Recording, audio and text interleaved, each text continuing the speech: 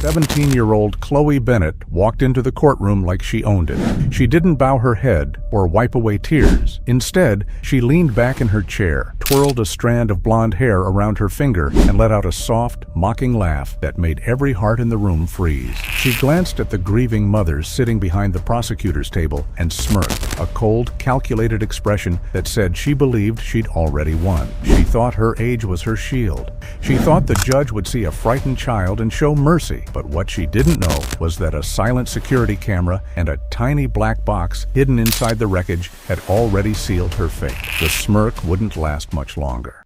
Stories like this remind us that justice always finds its way. If you believe in accountability, subscribe now and tell us what you think below. This is how it all began. 3 months earlier, the small suburban town of Ridgemont seemed like paradise. Tree-lined streets stretched between sprawling homes where families felt safe enough to leave their doors unlocked. High school students filled the local coffee shops every afternoon, laughing over homework and making plans for prom. It was the kind of place where everyone knew everyone, and tragedy felt like something that only happened in distant cities on the evening news. But beneath the surface of this perfect community, something dark was growing. A teenage girl with a carefully curated social media presence and a smile that could fool anyone was quietly losing control of the one thing she valued most: power over the boy she claimed to love. And when that power began to slip through her fingers, she made a decision that would destroy multiple families forever. Ridgemont High School sat at the heart of the community like a beacon of small-town American pride. The brick building gleamed in the afternoon sun, its manicured football field stretching out behind it like an emerald carpet. Students poured through the double doors every afternoon at 3:15, their laughter echoing across the parking lot where expensive cars waited in neat rows. This was a place where futures were bright, where college acceptance letters arrived in thick envelopes, and where parents could sleep soundly, knowing their children were safe. It was also the place where Khloe Bennett had perfected the art of being whoever people needed her to be. To her teachers, she was the dedicated student who stayed after class to ask thoughtful questions. To her peers, she was the girl with the perfect boyfriend and the enviable social media feed. To her parents, she was their precious only child who could do no wrong. But masks eventually crack, and Khloe's was beginning to show its first fractures. Her boyfriend, 18-year-old Marcus Rivera, had been the golden centerpiece of her carefully constructed image. He was the star of the baseball team with a scholarship offer from a Division I university waiting in his future. With dark eyes that crinkled when he smiled and a genuine kindness that drew people to him like moths to a flame, Marcus represented everything Khloe wanted the world to associate with her. Their relationship had been the subject of countless Instagram posts, perfectly filtered photos of sunset drives, matching Halloween costumes, and captions dripping with declarations of eternal love. To anyone scrolling through her feed, they were the definition of young love destined to last forever. But behind the carefully chosen images and the heart emojis, the truth was far darker than anyone could have imagined. Marcus had been trying to leave for weeks. His best friend, 19-year-old Tyler Chen, had watched the relationship deteriorate from the inside. Tyler had known Marcus since elementary school, and he'd watched his best friend's smile fade as Khloe's behavior became increasingly controlling. She demanded access to his phone passwords. She showed up unannounced at his house at strange hours, peering through windows if he didn't answer immediately. She sent him dozens of messages every hour, and if he took too long to respond, the messages turned from sweet to accusatory to threatening in a matter of minutes. Tyler had urged Marcus to end it cleanly and quickly, but Marcus kept hesitating. He was kind to a fault, and he worried about how Khloe would handle the rejection.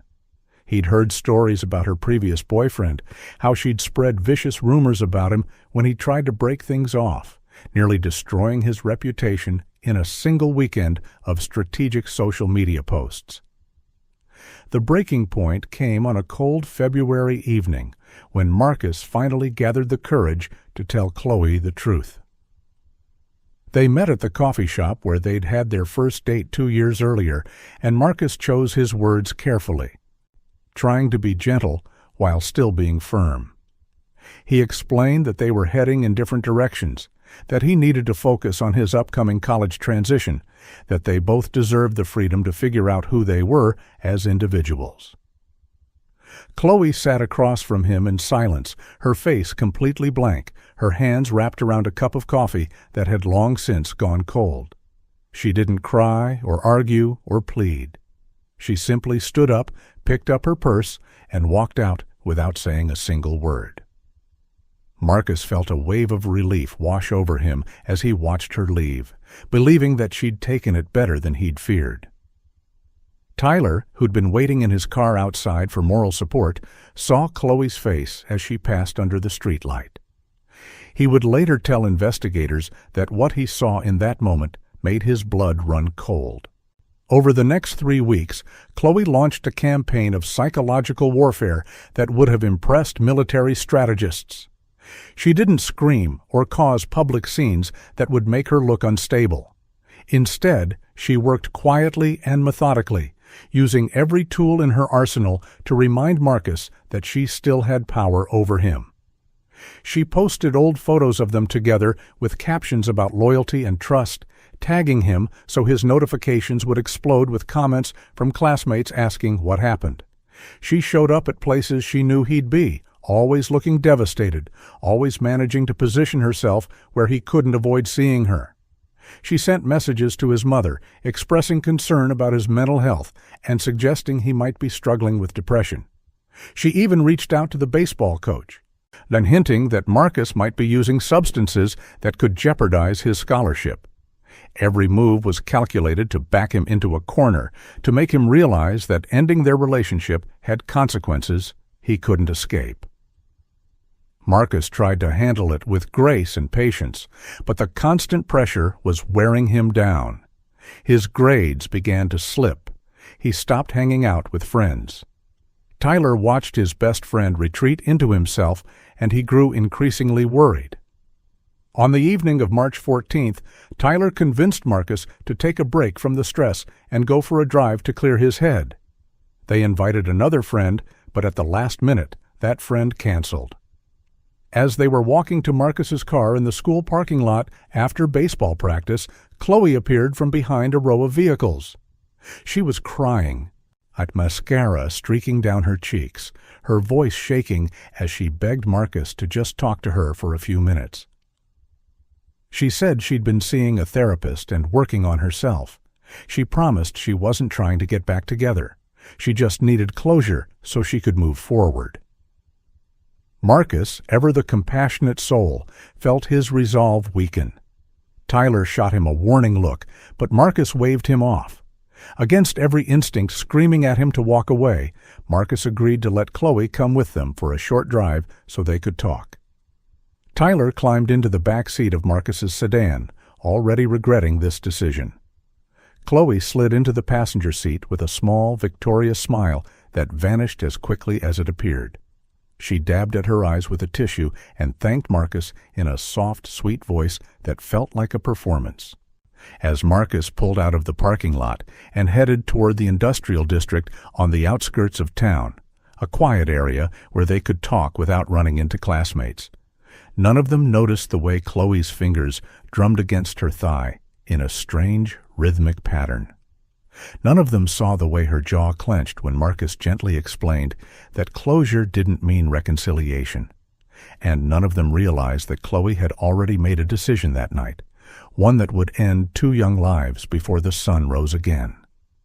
The air inside the car felt heavy with unspoken tension as the street lights grew farther apart and the road ahead darkened. Behind them, the safe, familiar lights of Ridgemont faded into the distance like a memory that would never return. The emergency call came through at 5:28 in the morning. jerking the dispatcher out of a quiet night shift with 3 words that would haunt her for years to come. Multiple fatalities possible. The voice on the other end belonged to a delivery driver who had been making his early morning rounds through the industrial park on the eastern edge of Ridgemont. He'd spotted the wreckage in his headlights, a mangled heap of metal fused against a solid brick wall at the end of a long, empty access road. His voice shook as he described what he could see from a distance, unable to bring himself to approach the destroyed vehicle. Within minutes, the wail of sirens shattered the pre-dawn silence as fire trucks, ambulances, and police cruisers raced toward the scene.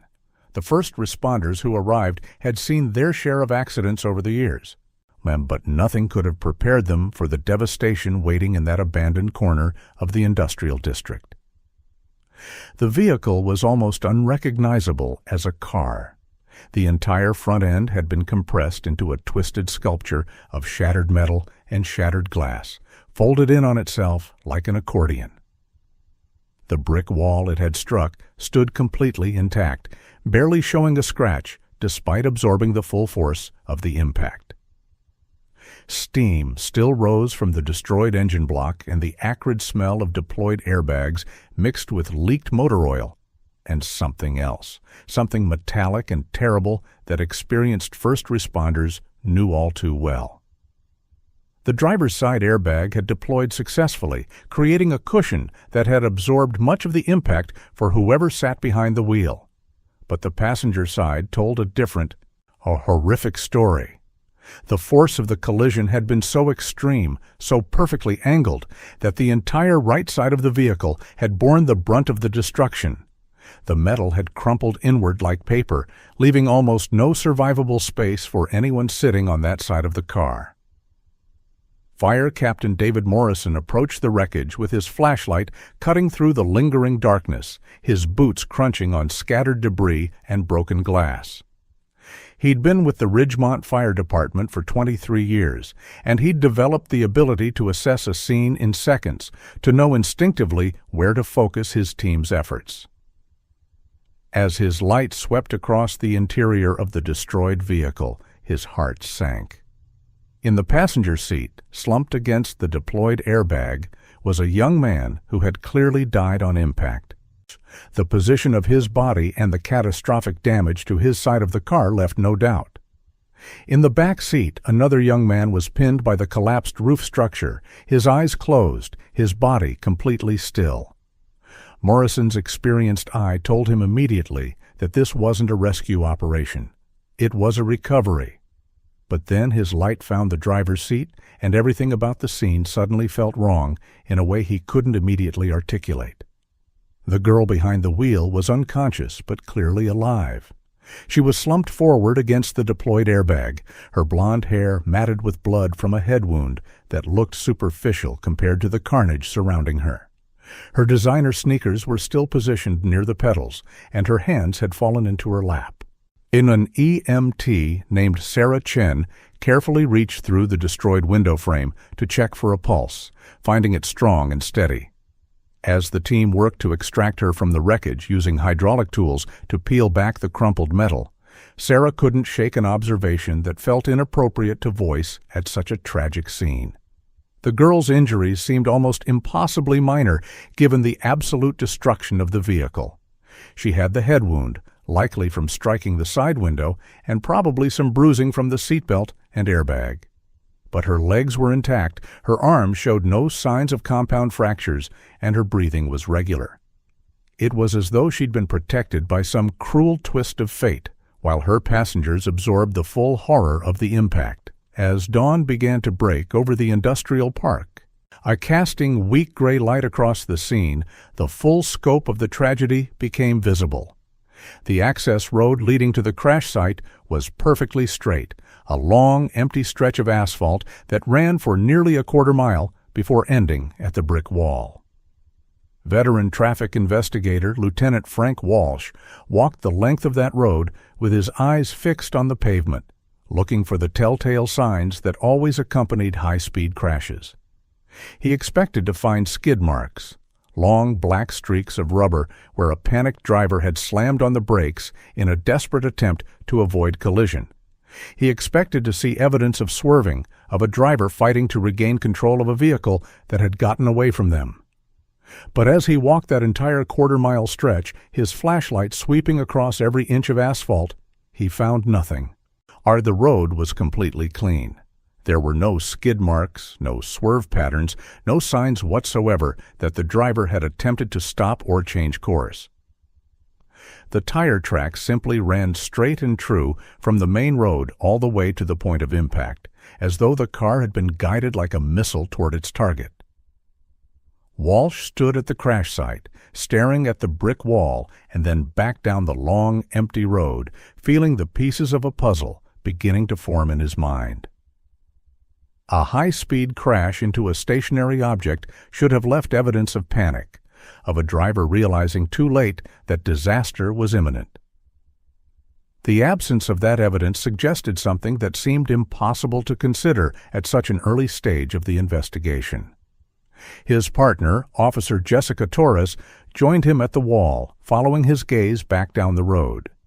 She'd noticed the same absence of skid marks, and she understood what it implied, even if neither of them wanted to say it out loud yet. They had both been to enough accident scenes to know the difference between tragedy and something darker. This didn't feel like reckless teenage driving or a momentary lapse in attention. The perfect straightness of those tire tracks, the complete absence of any attempt to brake or turn, and the way the impact had been so precisely angled to maximize damage to the passenger side. It all felt deliberate in a way that made Walsh's stomach turn. Back at the wreckage, EMTs had successfully extracted the unconscious driver and were loading her onto a stretcher. As they lifted her into the ambulance, Sarah Chen noticed something that would later become a crucial detail in the investigation. On the girl's right foot, still in its expensive designer sneaker, had a distinctive wear pattern on the sole. The area around the toe was barely worn at all, but the heel showed significant scuffing and compression. It was the kind of wear pattern you'd see on someone who spent a lot of time with their foot pressed firmly on a pedal. Not the gentle, varied pattern of normal driving, but the concentrated pressure of someone who habitually drove with a heavy foot. Sarah filed the observation away in her mind as she climbed into the ambulance, watching the girl's face for any signs of consciousness. Just before they closed the doors, the girl's eyes fluttered open for a brief moment. She looked directly at Sarah with an expression that wasn't confusion or fear, but something else entirely, something that looked almost like satisfaction. Then her eyes closed again, and the ambulance pulled away from the scene, leaving the wreckage and the two young lives lost behind in the growing morning light.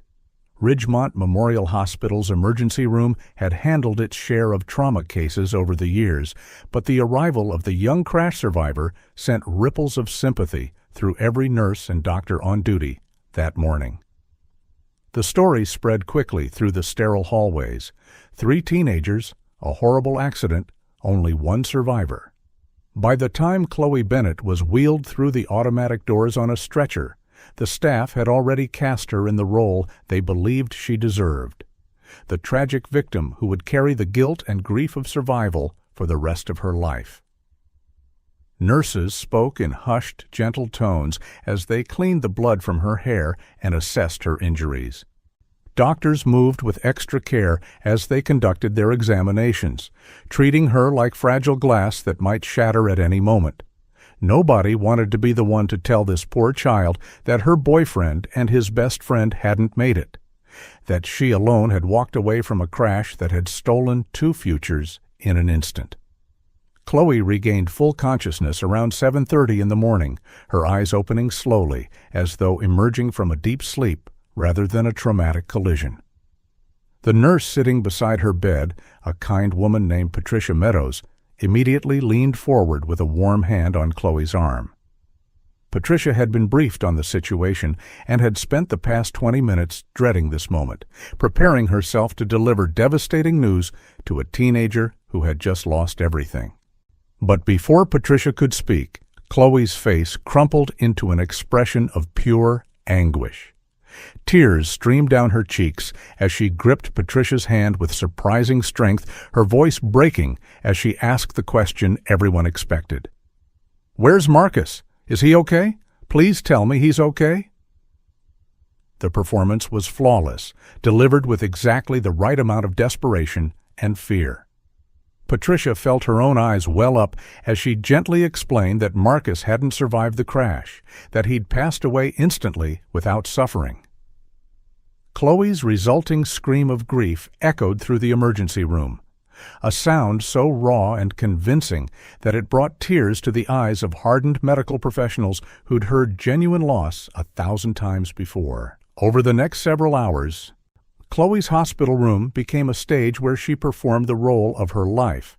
Her parents arrived first, her mother collapsing beside the bed in tears while her father stood rigid with shock, unable to process that his daughter had come so close to death. Khloe clung to her mother and sobbed about how she couldn't remember what happened, how one moment they were just driving and talking, and the next moment there was an explosion of sound and pain and darkness. She begged them to tell her it wasn't real, that Marcus and Tyler were actually fine, that this was just a nightmare she'd wake up from. Her mother stroked her hair and whispered reassurances, while her father made phone calls to lawyers and insurance companies, already preparing to protect his daughter from whatever legal complications might arise from being behind the wheel during a fatal accident. The Bennetts were wealthy, connected, and fiercely protective of their only child, and they immediately began constructing a fortress of legal protection around her. When police officers arrived to take her preliminary statement, Khloe had refined her story even further. She told them through carefully timed tears that Marcus had been upset about college stress and had asked to go for a drive to clear his head. Tyler had come along for support, because that's what best friends did. She claimed they'd been driving through the industrial park because it was quiet and empty, a place where Marcus could vent his frustrations without worrying about anyone overhearing.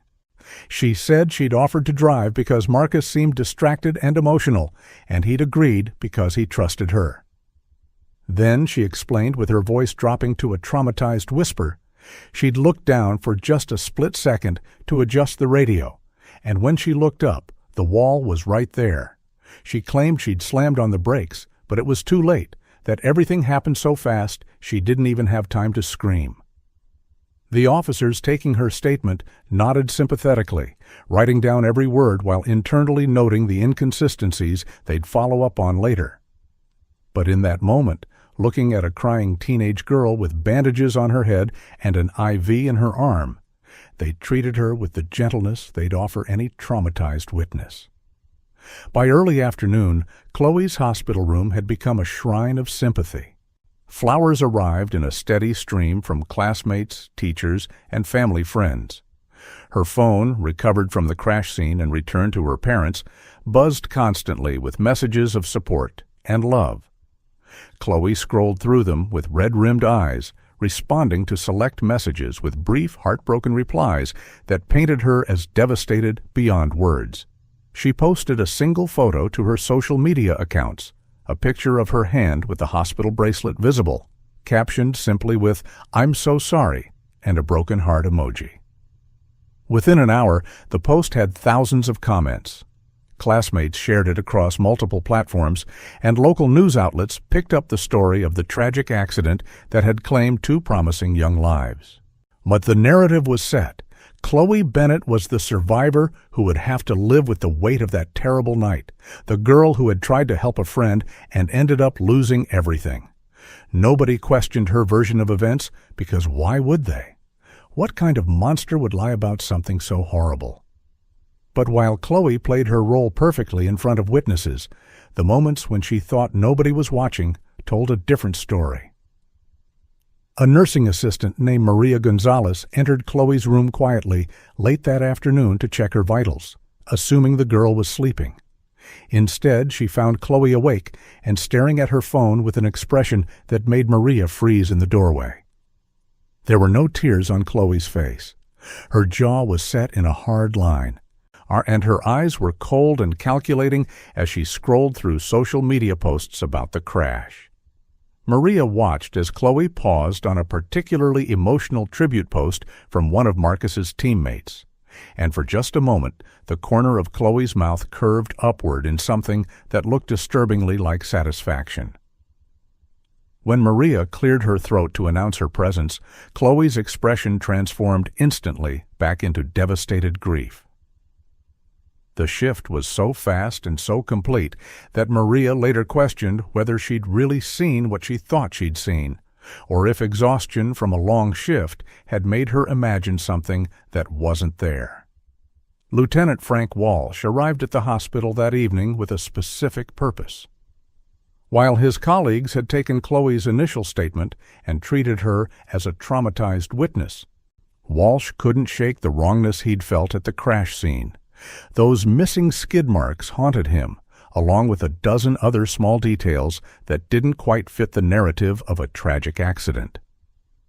He'd spent the afternoon pulling the vehicle's event data recorder, the black box that modern cars used to record information about speed, braking, and steering in the moments before a crash. The device was being analyzed by a specialist, but Walsh wanted to get his own impression of the driver before that data potentially changed everything. He entered Khloe's hospital room with a gentle smile and an apologetic tone, explaining that he just needed to clarify a few small details for the official report. Khloe sat up straighter in her bed, her mother immediately moving to her side in a protective stance. Walsh asked simple questions at first, establishing a baseline. What time had they left the school? Who had suggested going to the industrial park? Had there been any mechanical problems with the car? Khloe answered each question smoothly, her story consistent with what she'd told the earlier officers. But when Walsh asked about the moment of impact, about what she remembered feeling through the steering wheel and the pedals, Khloe's eyes flickered with something he couldn't quite name before she dissolved into tears and said she couldn't remember, that her mind had blocked it all out. Walsh thanked her gently and left the room, but as he walked down the hospital corridor toward the exit, he pulled out his phone and called the data specialist. He needed those black box results immediately, maybe because every instinct honed over 2 decades of investigating crashes was screaming that the girl crying in that hospital bed was hiding something monstrous. The Ridgemont Police Department's forensic garage sat in the basement of the municipal building, a concrete space filled with the metallic smell of motor oil and the harsh fluorescent lighting that made everything look stark and clinical. Marcus Rivera's destroyed sedan occupied the center bay, surrounded by measurement tools, cameras, and evidence markers. Technical specialist Raymond Park had been working on vehicle crash reconstruction for 15 years, and he approached each case with the detached precision of a scientist conducting an experiment. He didn't allow himself to think about the young lives lost or the families grieving. Instead, he focused on the data, and on the cold, hard facts that machines recorded without emotion or bias. The event data recorder he'd extracted from the wreckage sat on his workbench like a small plastic oracle, waiting to reveal the truth about those final moments before impact. Raymond connected the device to his computer and pulled up the analysis software, preparing to document findings that would either confirm a tragic accident or expose something far darker. The data began populating his screen in neat columns of numbers and timestamps, each line representing a snapshot of the vehicle's systems in the seconds before the crash. Raymond's eyes moved methodically through the information, his pen scratching notes on his pad as he translated the technical readings into a narrative timeline. At the 10-second mark before impact, the vehicle had been traveling at 58 miles per hour, fast, but not unreasonably so for a straight, empty road. The throttle position showed moderate pressure, consistent with maintaining speed. The brake pedal showed no pressure, which made sense if the driver hadn't yet recognized any danger. The steering wheel angle was perfectly straight, pointing down the center of the access road. Nothing about those first few seconds raised any flags. It all looked like normal driving behavior. But then Raymond's pen stopped moving as he reached the 5-second mark, and the data transformed from mundane to deeply disturbing. At 5 seconds before impact, the throttle position suddenly jumped from 30% to 100%. The vehicle's speed began climbing rapidly, 65 miles per hour, 70, 75. Raymond felt his pulse quicken as he read the next line. The brake pedal pressure remained at 0. There had been no attempt to slow down, no moment of panic where a driver's foot instinctively slammed on the brakes. Instead, the accelerator had been pushed to the floor and held there with unwavering pressure. At 3 seconds before impact, the vehicle had reached 87 miles per hour and was still accelerating. The steering wheel angle remained locked at 0 degrees, perfectly straight, requiring active effort to maintain that trajectory at such high speed. Raymond looked up from his screen and stared at the destroyed vehicle across the garage, his mind struggling to process what the data was telling him. This wasn't a distracted driver looking down at a radio, and this wasn't someone who'd fallen asleep at the wheel or suffered a medical emergency. This was someone who had deliberately accelerated into a brick wall with their foot pressed all the way to the floor. At 1 second before impact, the vehicle had reached 98 miles per hour. The engine was screaming at maximum output. The brake pedal pressure was still 0, not even a last-second attempt at self-preservation. The steering wheel was still perfectly straight, guided with precision toward the solid brick wall that filled the windshield. Then came the impact, and every system in the vehicle registered the catastrophic deceleration in a sharp spike of data that looked like a heartbeat flatlining. Raymond sat back in his chair, his hands trembling slightly as he reached for his phone to call Lieutenant Walsh. But before he dialed, he forced himself to review the data again, looking for any possibility he'd misinterpreted something. Could there have been a mechanical failure that caused the throttle to stick? He checked the diagnostic codes. There were none indicating any malfunction. Could the accelerator pedal have somehow become trapped under a floor mat? The pressure readings showed the smooth, consistent input of a foot pressing down, not the sudden jam of a stuck pedal. Every possible innocent explanation crumbled under the weight of what the numbers revealed. This had been deliberate, controlled, and sustained all the way to impact. Lieutenant Walsh arrived at the forensic garage within 20 minutes of Raymond's call, his face grim as he studied the data displayed on the computer screen. Raymond walked him through each timestamp, explaining the technical details in plain language that left no room for misinterpretation.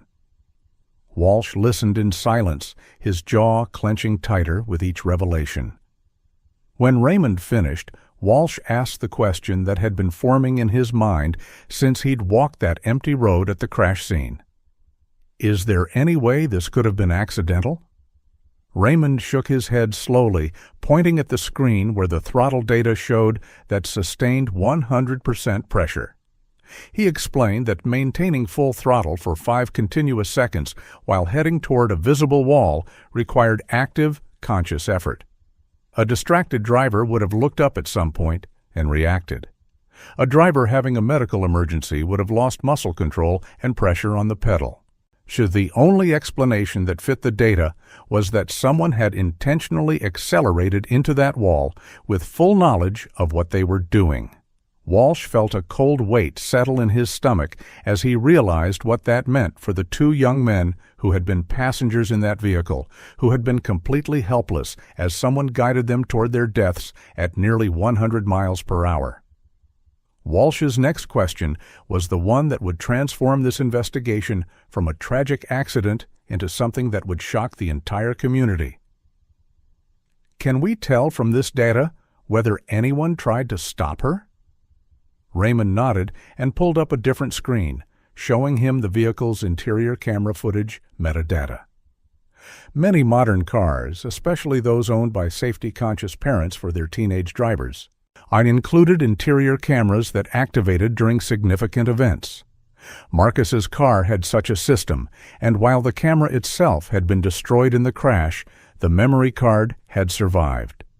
Raymond had already sent the card to the digital forensics team, but the event data recorder had logged when the camera activated, 3 seconds before impact, triggered by the sudden acceleration and the occupant's movements. If that footage had survived and was recoverable, it might show the final moments inside the vehicle, including whether the passengers had realized what was happening. Walsh immediately called Detective Sarah Morrison from the Digital Forensics Unit, explaining the urgency of recovering that camera footage. If they could prove that Khloe Bennett had deliberately crashed that vehicle while Marcus and Tyler were trapped inside, so this would become a double murder investigation, and the crying girl in the hospital bed would transform from victim to suspect. As Walsh stood in the garage staring at the destroyed vehicle, he thought about Khloe's performance at the hospital, her perfectly timed tears, and her convenient memory loss about the moment of impact. He thought about the way she'd described looking down at the radio for just a split second, a detail that was contradicted by data showing 5 full seconds of sustained acceleration. He thought about those missing skid marks on the access road, about the precise angle of impact that had maximized damage to the passenger side while leaving the driver relatively protected. Every piece of evidence was pointing toward a conclusion that seemed impossible to accept: that a 17-year-old girl had used a 2-ton vehicle as a weapon to eliminate the boyfriend who'd tried to leave her and the best friend who'd supported that decision. Walsh had investigated hundreds of crashes in his career, but he'd never encountered anything like this. The cold calculation required to accelerate into a wall at nearly 100 miles per hour while 2 trusting passengers sat helplessly beside you suggested a level of narcissism and callousness that defied comprehension. As he left the forensic garage and headed back to his office, Walsh knew that the real investigation was just beginning, and the community's sympathy for Khloe Bennett was about to face a brutal reckoning with the truth. While Lieutenant Walsh waited for the digital forensics team to work their technical magic on the damaged memory card, Detective Sarah Morrison began executing search warrants on the digital lives of everyone involved in the crash. This was standard procedure in any fatal accident investigation, but what Sarah discovered in the first few hours of her digital deep dive made her blood run cold. She started with Khloe Bennett's phone, which had been returned to the girl's parents at the hospital, but was now back in police custody under court order. The device itself was undamaged, protected by a designer case that had cushioned it during the crash. Sarah connected it to her forensic workstation and began the process of creating a complete mirror image of its contents. Every text message, every photo, every app interaction, every search query. What she found was a masterclass in psychological manipulation and barely concealed rage, a digital trail that painted a portrait of someone spiraling toward violence. The text message history between Khloe and Marcus told a story that completely contradicted Khloe's narrative of a caring girlfriend concerned about her boyfriend's well-being. In the 3 weeks following their breakup, Khloe had sent Marcus over 800 messages. Sarah scrolled through them chronologically, watching the tone shift from pleading to angry to threatening over the course of days.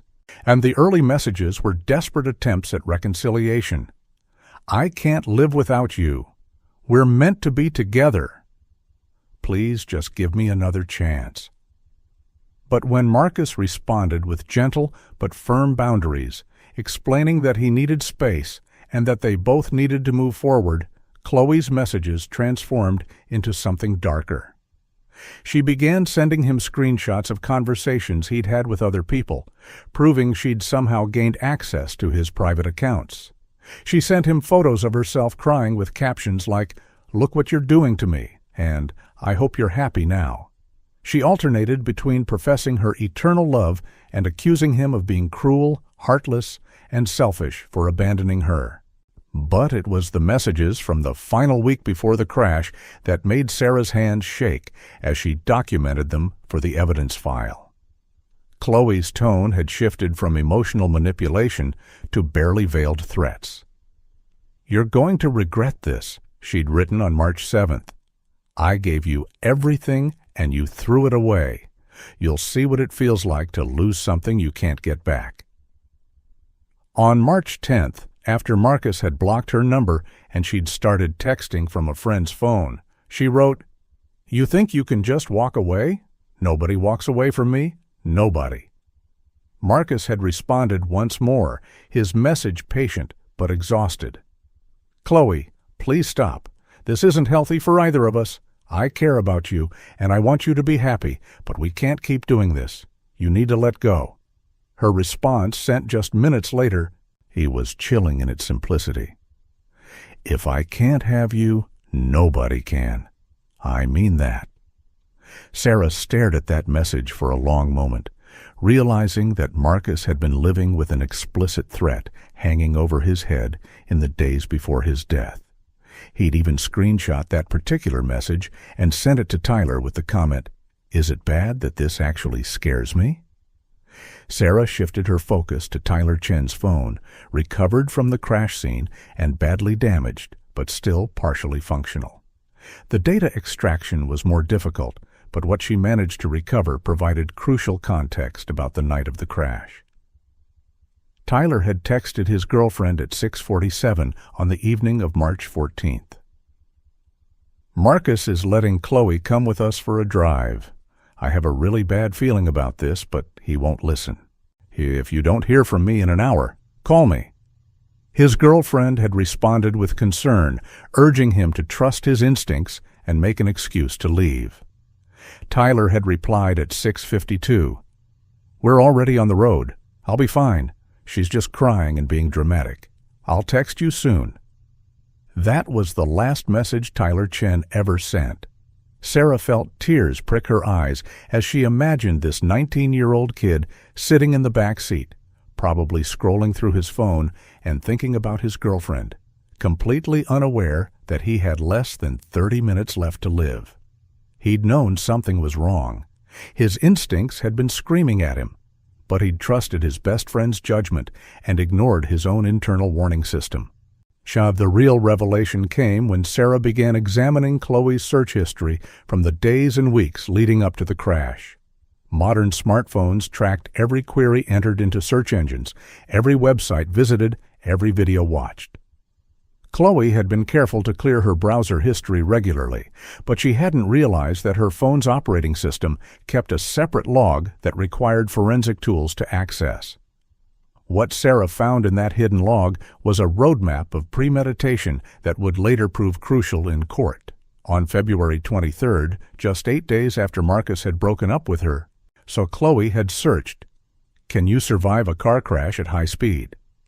The next day, "How fast do you have to go to make a car crash fatal?" On March 1st, "Do airbags protect drivers more than passengers?" On March 5th, "Car crash statistics survival rate." The searches continued, growing more specific and more disturbing. "How to make a car accident look accidental?" "Do police investigate all fatal car crashes?" "Can you go to jail for a car accident if you're underage?" Sarah printed out the complete search history and highlighted the most damning queries, creating a timeline that showed clear intent developing over weeks. But the searches that made her actually gasp out loud came from March 12th, just 2 days before the crash. Khloe had pulled up Google Maps and searched for empty industrial areas near Ridgemont. She'd then looked at street view images of several locations, zooming in on buildings and walls.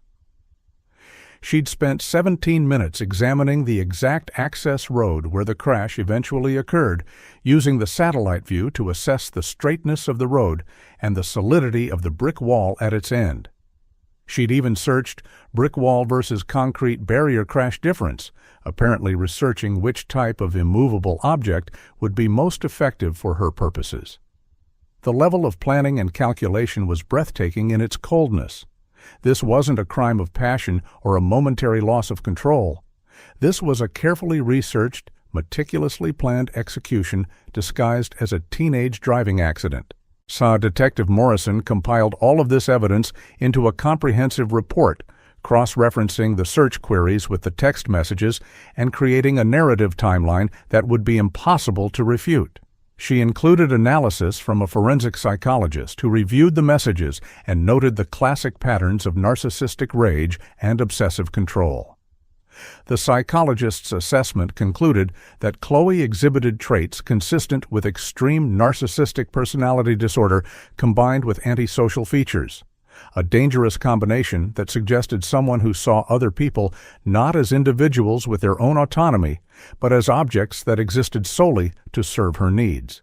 When Marcus had asserted his independence and removed himself from her control, she'd experienced what psychologists call narcissistic injury, a perceived threat to her self-image so severe that it justified any action, including violence, to restore her sense of power. The crash hadn't been about love or loss, it had been about punishment and control. If she couldn't possess Marcus, she would destroy him, and Tyler's presence as a witness and supporter of the breakup had sealed his fate as well.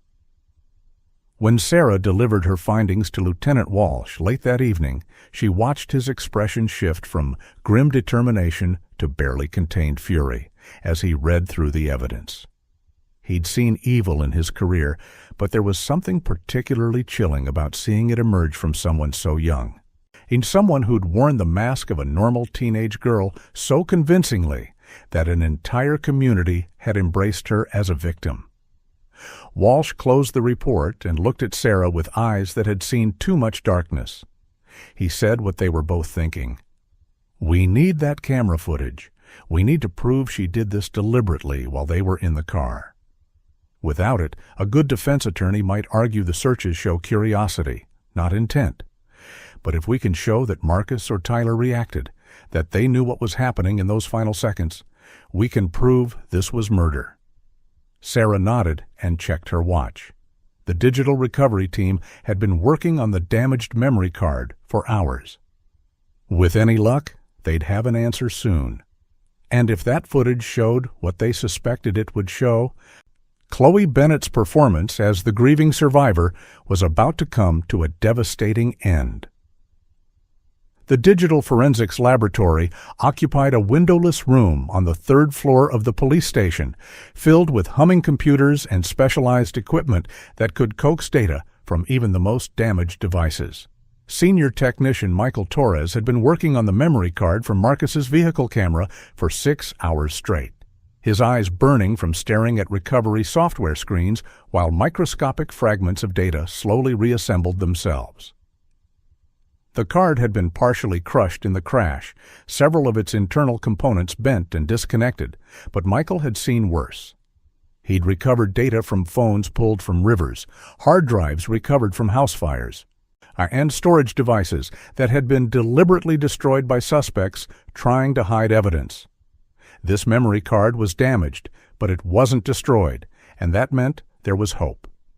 Around 11 o'clock that night, his recovery software finally completed its reconstruction process and a small video file appeared on his screen. Michael's hand trembled slightly as he moved his cursor over the play button, knowing that what he was about to watch would likely haunt him for the rest of his career. The video was only 17 seconds long, and the quality was poor, grainy and dark, with motion blur from the vehicle's movement. But it was enough. The timestamp in the corner showed it had begun recording at exactly 3 seconds before impact, triggered by the violent acceleration and the sudden movements of the occupants. The camera was mounted on the dashboard facing backward, capturing the front seats and a partial view of the rear passenger area.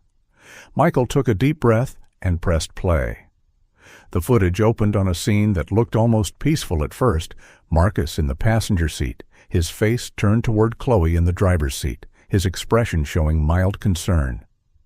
Tyler was visible in the back, leaning forward slightly between the front seats, his phone in his hand.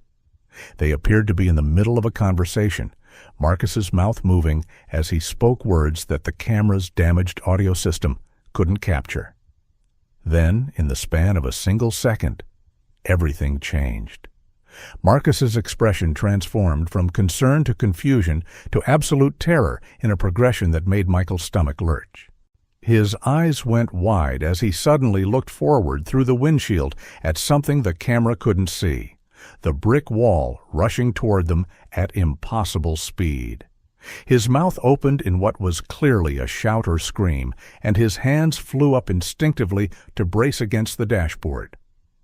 In the back seat, Tyler's face appeared over Marcus's shoulder, his own expression shifting from casual attention to horrified realization. His phone dropped from his hand as he reached forward, his body language suggesting he was trying to grab something or someone in the front seat. But it was Khloe's image that made Michael actually flinch away from his screen. While both young men exhibited the unmistakable physical responses of people facing imminent death, Khloe's face remained eerily calm. Her jaw was set in concentration, her hands clearly gripping the steering wheel at 10 and 2, and for just a fraction of a second before the impact, the camera caught her profile. She wasn't screaming. She wasn't bracing. Her eyes were fixed straight ahead with an expression of absolute determination. The video ended exactly at the moment of impact, the final frame freezing in a blur of motion and darkness. Michael sat in silence for a long moment, his professional detachment crumbling under the weight of what he'd just witnessed. Those boys had known. In those final 3 seconds, they had realized what was happening, and they'd been completely powerless to stop it. He thought about Marcus reaching out toward Khloe, perhaps trying to grab the wheel, perhaps simply trying to protect himself. He thought about Tyler lunging forward from the back seat, maybe trying to reach the brake pedal or pull Khloe away from the controls. They'd had just enough time to understand they were about to die, but not enough time to prevent it. Michael forced himself to watch the footage 3 more times, documenting every detail and creating frame-by-frame screenshots that would later be used as evidence.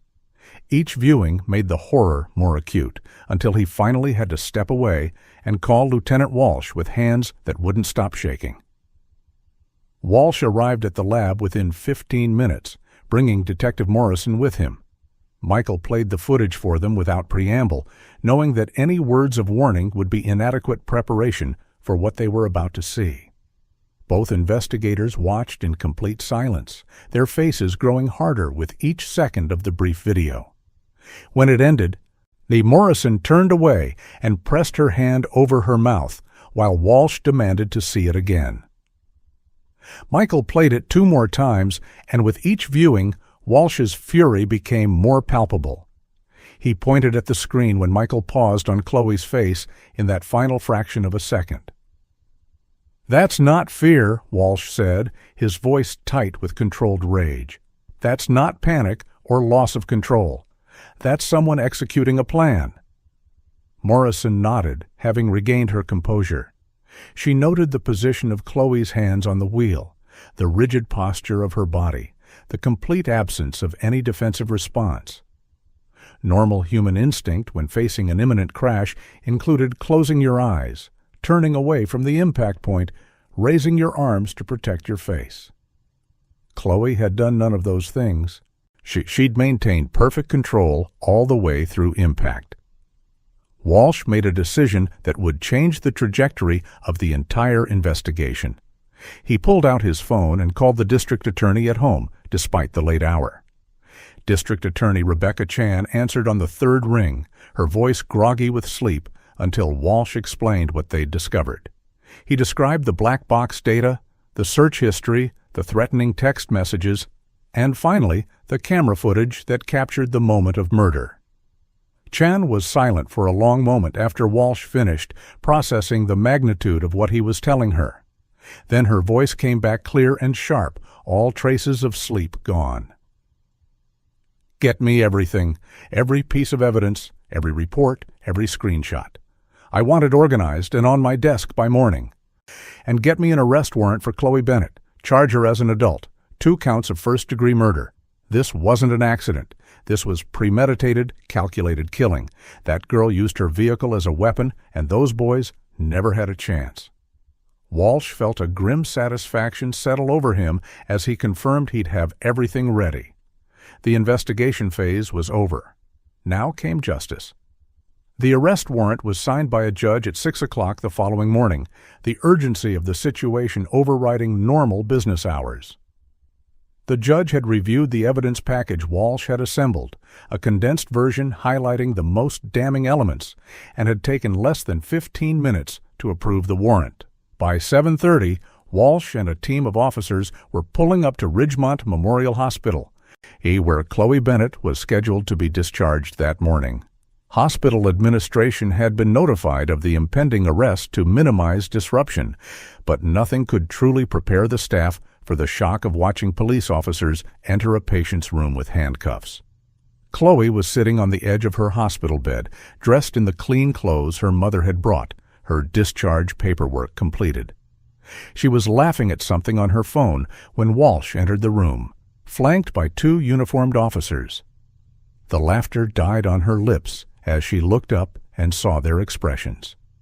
Her parents stood on either side of her, their faces showing confusion that would soon transform into desperate denial. So Walsh identified himself and informed Khloe Bennett that she was under arrest for 2 counts of first-degree murder in the deaths of Marcus Rivera and Tyler Chen.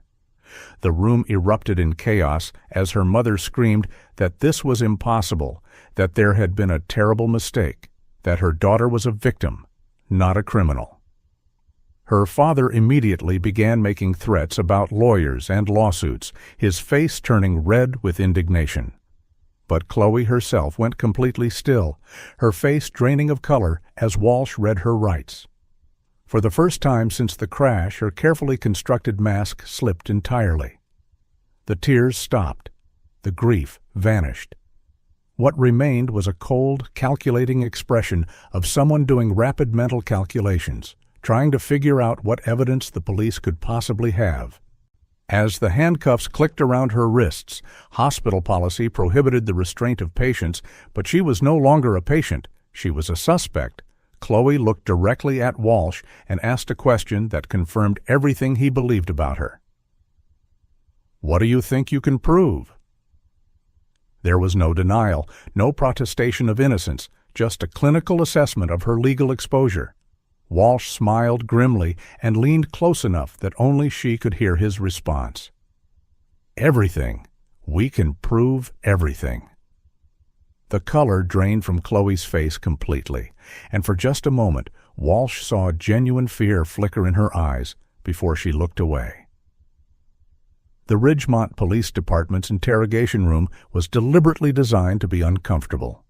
Bare walls painted in institutional beige, a metal table bolted to the floor, chairs that created subtle back pain after extended sitting, and fluorescent lights that cast a harsh, unflattering glow on everything they touched. Khloe Bennett sat in one of those chairs with her hands folded on the table in front of her, the handcuffs having been removed once she was secured in the locked room.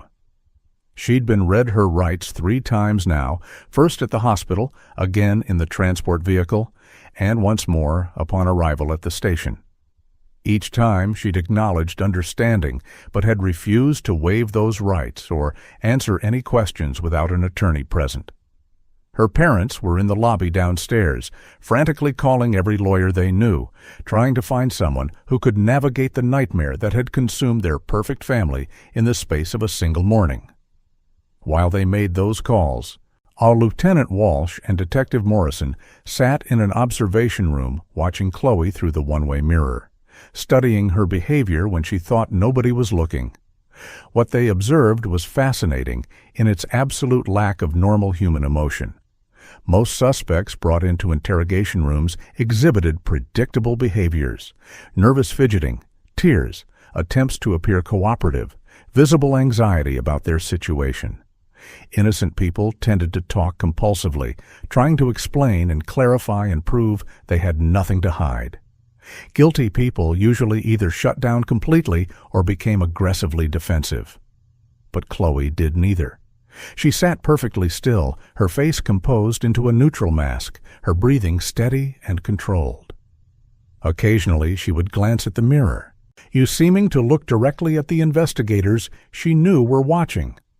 Once she even smiled slightly, a quick curve of her lips that suggested amusement rather than fear. Morrison shook her head in disbelief, having interviewed hundreds of suspects over her career, but never encountering someone so young who displayed such complete emotional control. This wasn't the behavior of a traumatized teenager wrongly accused. This was the behavior of someone assessing their situation and calculating their best strategic response. After 40 minutes of watching Khloe sit in calculated silence, a well-dressed man in an expensive suit arrived at the police station. Richard Brennan was one of the most prominent criminal defense attorneys in the state. Known for his aggressive tactics and his impressive track record of getting charges reduced or dismissed. The Bennett family had apparently called in significant favors and promised substantial fees to get him to their daughter so quickly. Brennan spent 20 minutes conferring with Khloe's parents in a private consultation room before demanding to see his client. When he entered the interrogation room, Khloe's carefully neutral expression finally shifted into something resembling relief. Brennan introduced himself with the smooth confidence of someone who'd played this game 1,000 times before, assuring Khloe that he would handle everything and instructing her to remain completely silent unless he explicitly told her to speak. Then he knocked on the door and demanded that the investigators either charge his client formally or release her immediately. Walsh and Morrison entered the room carrying thick folders full of evidence documentation. Brennan's confident expression faltered slightly when he saw the volume of material, but he recovered quickly and demanded to know what possible evidence they thought they had against a 17-year-old girl with no criminal history who'd survived a tragic accident. Walsh opened the first folder and slid a printout across the table. The event data recorder results showing 5 seconds of full throttle acceleration into a wall with 0 braking. Brennan glanced at it and immediately dismissed it as meaningless, claiming mechanical failure or pedal confusion. Walsh slid across the second document, the complete search history showing Khloe researching fatal car crashes, survival rates, and the specific location where the crash occurred. Brennan's jaw tightened, but he maintained his composure, arguing that internet searches didn't prove intent, that curious teenagers looked up all sorts of things online. Morrison pushed across the third folder, printed screenshots of the threatening text messages, highlighted in chronological order, culminating in, "If I can't have you, nobody can." The room went silent as Brennan read through the messages, his experienced mind clearly calculating how difficult it would be to explain these away to a jury. But Walsh had saved the most damning evidence for last. He pulled out a tablet computer, queued up the 17-second video file, and turned the screen toward Brennan and Khloe. Before you watch this, I want you to understand what you're seeing. This is footage from an interior camera in the victim's vehicle, recovered from the crash scene. It shows the final 3 seconds before impact. Walsh pressed play, and for the first time since her arrest, Khloe's composure completely shattered. Her eyes went wide as she watched herself on screen, watched Marcus and Tyler realize they were about to die, watched her own face remain calm and determined while theirs filled with terror. When the video ended, Khloe looked away from the tablet, her breathing suddenly rapid and shallow. Brennan's face had gone pale, his practiced courtroom confidence evaporating as he processed what he'd just witnessed. He knew immediately that this case wasn't defensible in the way he'd hoped. This wasn't going to be a negotiation for reduced charges. This was going to be a fight for any outcome short of life in prison. Brennan requested a private consultation with his client, and the investigators obliged, leaving the room but keeping the recording equipment running as permitted by law for attorney-client conferences in interrogation rooms when suspects had been properly advised. Through the observation room's audio feed, Walsh and Morrison listened as Brennan's smooth voice took on an edge of urgency. He told Khloe in blunt terms that the evidence against her was overwhelming, that the video alone would convince any jury of premeditation, and that her only realistic option was to negotiate a plea agreement that might spare her from the maximum sentence. Khloe's response, when it finally came, was chilling in its complete lack of remorse. They were ruining everything, she said, her voice flat and matter-of-fact. Marcus was supposed to be with me. We were supposed to go to college together, get married, be perfect. But he threw it all away, and Tyler convinced him to do it. They destroyed everything I'd planned.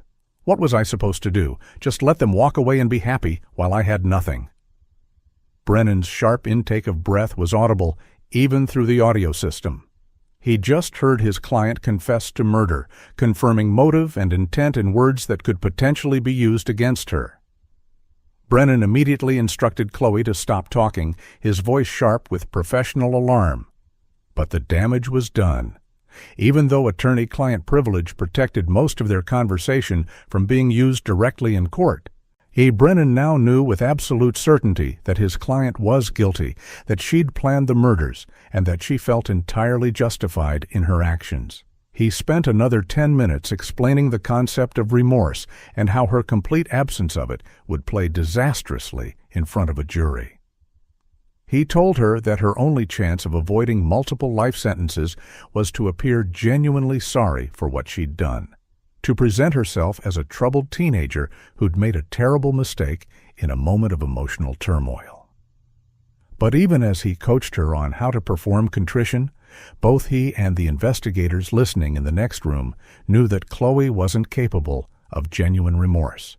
She didn't see Marcus and Tyler as human beings whose lives had value. She saw them as obstacles who'd refused to fulfill their roles in her personal narrative. And she'd eliminated them with the cold calculation of someone removing unwanted furniture. When the consultation ended and Walsh and Morrison returned to the room, Brennan had transformed into full defense attorney mode. He announced that his client would not be answering any questions, that any further interrogation would be considered harassment, and that he expected formal charging documents within the hour so they could proceed to arraignment. Walsh nodded, having expected nothing less. He informed Brennan that the district attorney was charging Khloe as an adult with 2 counts of first-degree murder with special circumstances, specifically murder by lying in wait and murder with multiple victims. In their state, those special circumstances made her eligible for the maximum adult sentence of life in prison, without the possibility of parole. Brennan's face tightened as he absorbed this information. He'd been hoping the prosecution might show leniency given Khloe's age, perhaps charging her as a juvenile or offering a manslaughter charge. But the video evidence and the search history had eliminated any possibility of prosecutorial mercy.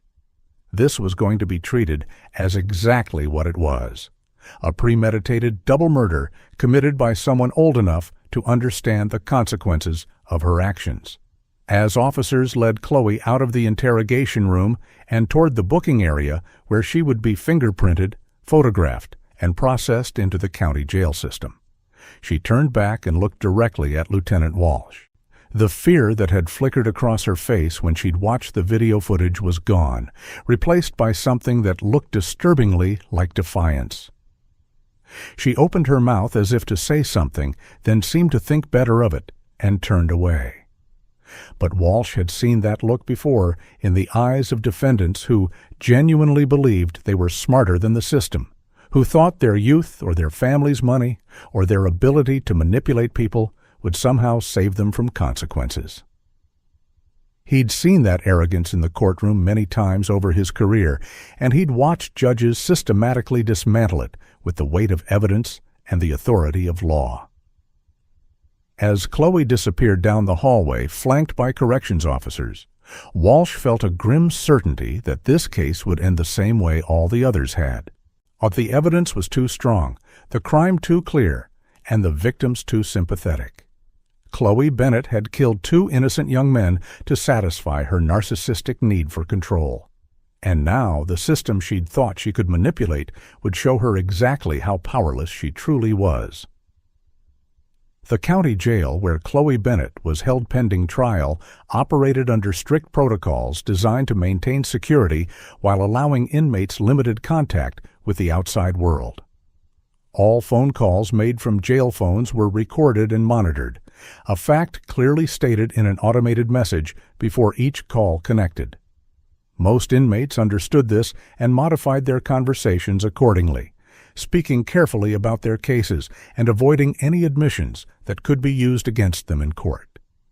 But Khloe, despite her attorney's explicit warnings about the dangers of jailhouse communications, seemed unable to resist the urge to talk. Within 48 hours of her arrest, she'd made 7 phone calls to various friends and family members, and each one provided prosecutors with additional evidence of her true character. Detective Morrison was assigned to review the recordings, and what she heard in those conversations painted a portrait of narcissism so extreme it bordered on pathological. The first call was to her mother, made on the evening of her arrest after she'd been processed and assigned to a cell in the juvenile section of the facility. The conversation began with Khloe crying and complaining about the conditions, the thin mattress, the terrible food, the other inmates who stared at her, the awful orange jumpsuit that made her look washed out. Her mother responded with sympathy and reassurance, promising that their attorney was working on getting bail set so Khloe could come home. But then Khloe's tone shifted in a way that made Morrison sit up straighter in her chair. "Everyone at school is probably talking about me," Khloe said, and the emotion in her voice wasn't shame or regret, it was excitement. "I bet I have thousands of new followers on social media. This is going to be everywhere, isn't it? People are finally going to see me." Her mother's uncomfortable silence suggested even she was disturbed by her daughter's priorities. Khloe continued, seemingly oblivious to how her words sounded. "When I get out of here, I could probably write a book or do interviews. People are obsessed with stories like this." The second call, made the following morning to her best friend Ashley, revealed even more troubling aspects of Khloe's psychology. Ashley had clearly been crying, her voice thick with emotion, as she asked Khloe if the things the news was reporting were true, if Khloe had really planned to crash the car. Khloe's response was carefully calibrated, her voice dropping to a conspiratorial whisper, even though she knew the call was being recorded. "They're making it sound worse than it was," she said, which wasn't a denial. "Marcus was going to ruin both of our lives. He was being so selfish, and Tyler just made everything worse. They didn't leave me any choice." Ashley asked the question that any normal person would ask. "But Khloe, they're dead. Oh, doesn't that bother you?" There was a long pause before Khloe answered, and when she did, her voice was cold and detached. "It bothers me that I'm in here instead of getting ready for prom. It bothers me that everyone's acting like I'm some kind of monster when all I did was take control of a situation that was spiraling. Marcus would have ended up hurting me worse if I'd just let him walk away." Morrison listened to that exchange 3 times, her disgust growing with each replay. The complete absence of empathy or remorse was staggering. Khloe had just admitted that she'd killed 2 people because she felt rejected and wanted to take control, and she seemed genuinely unable to understand why others viewed this as monstrous. The third call was to her father, and it focused almost entirely on legal strategy and public relations. Khloe asked whether her father had hired a publicist to manage her image in the media, whether they could get certain photos removed from news articles because they weren't flattering, whether her social media accounts were being maintained in her absence. Her father tried to redirect the conversation toward more serious matters, the upcoming bail hearing, the evidence the prosecution claimed to have, the possibility of a plea deal.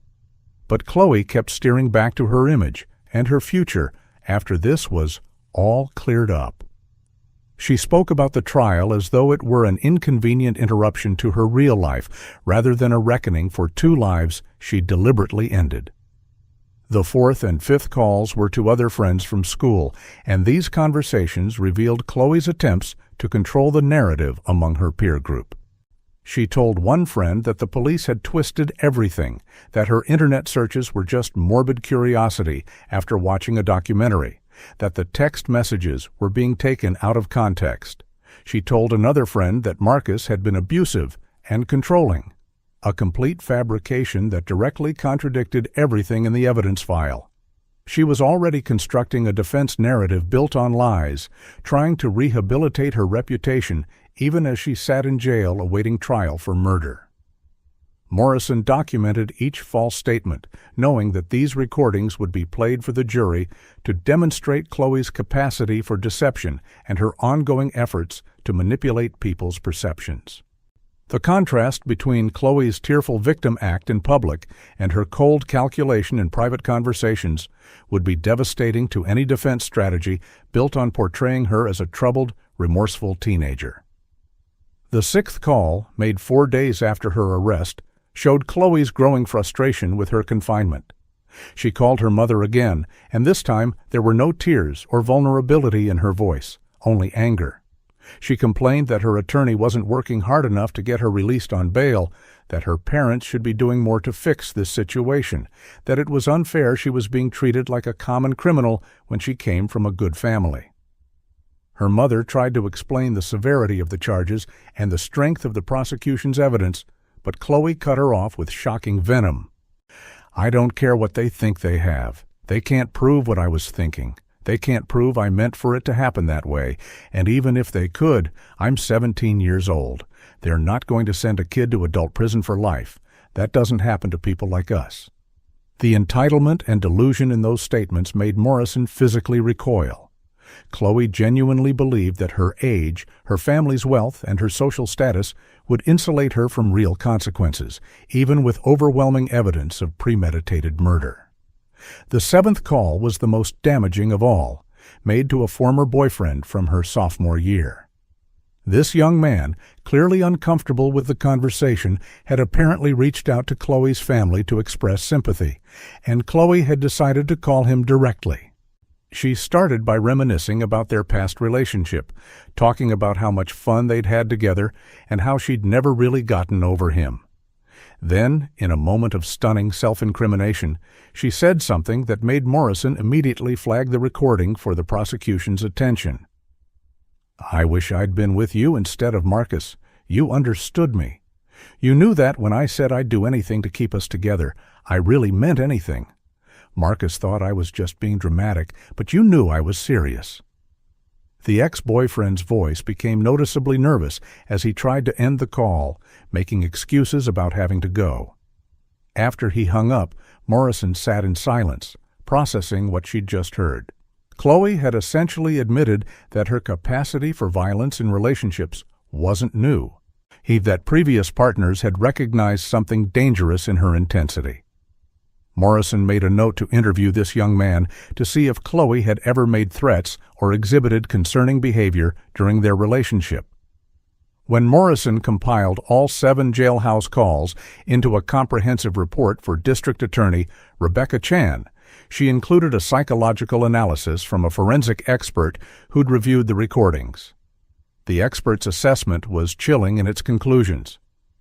Khloe exhibited classic signs of malignant narcissism combined with antisocial personality traits, a profound lack of empathy, an inflated sense of self-importance, a belief that normal rules and consequences didn't apply to her, and an ability to mimic emotional responses without actually experiencing them.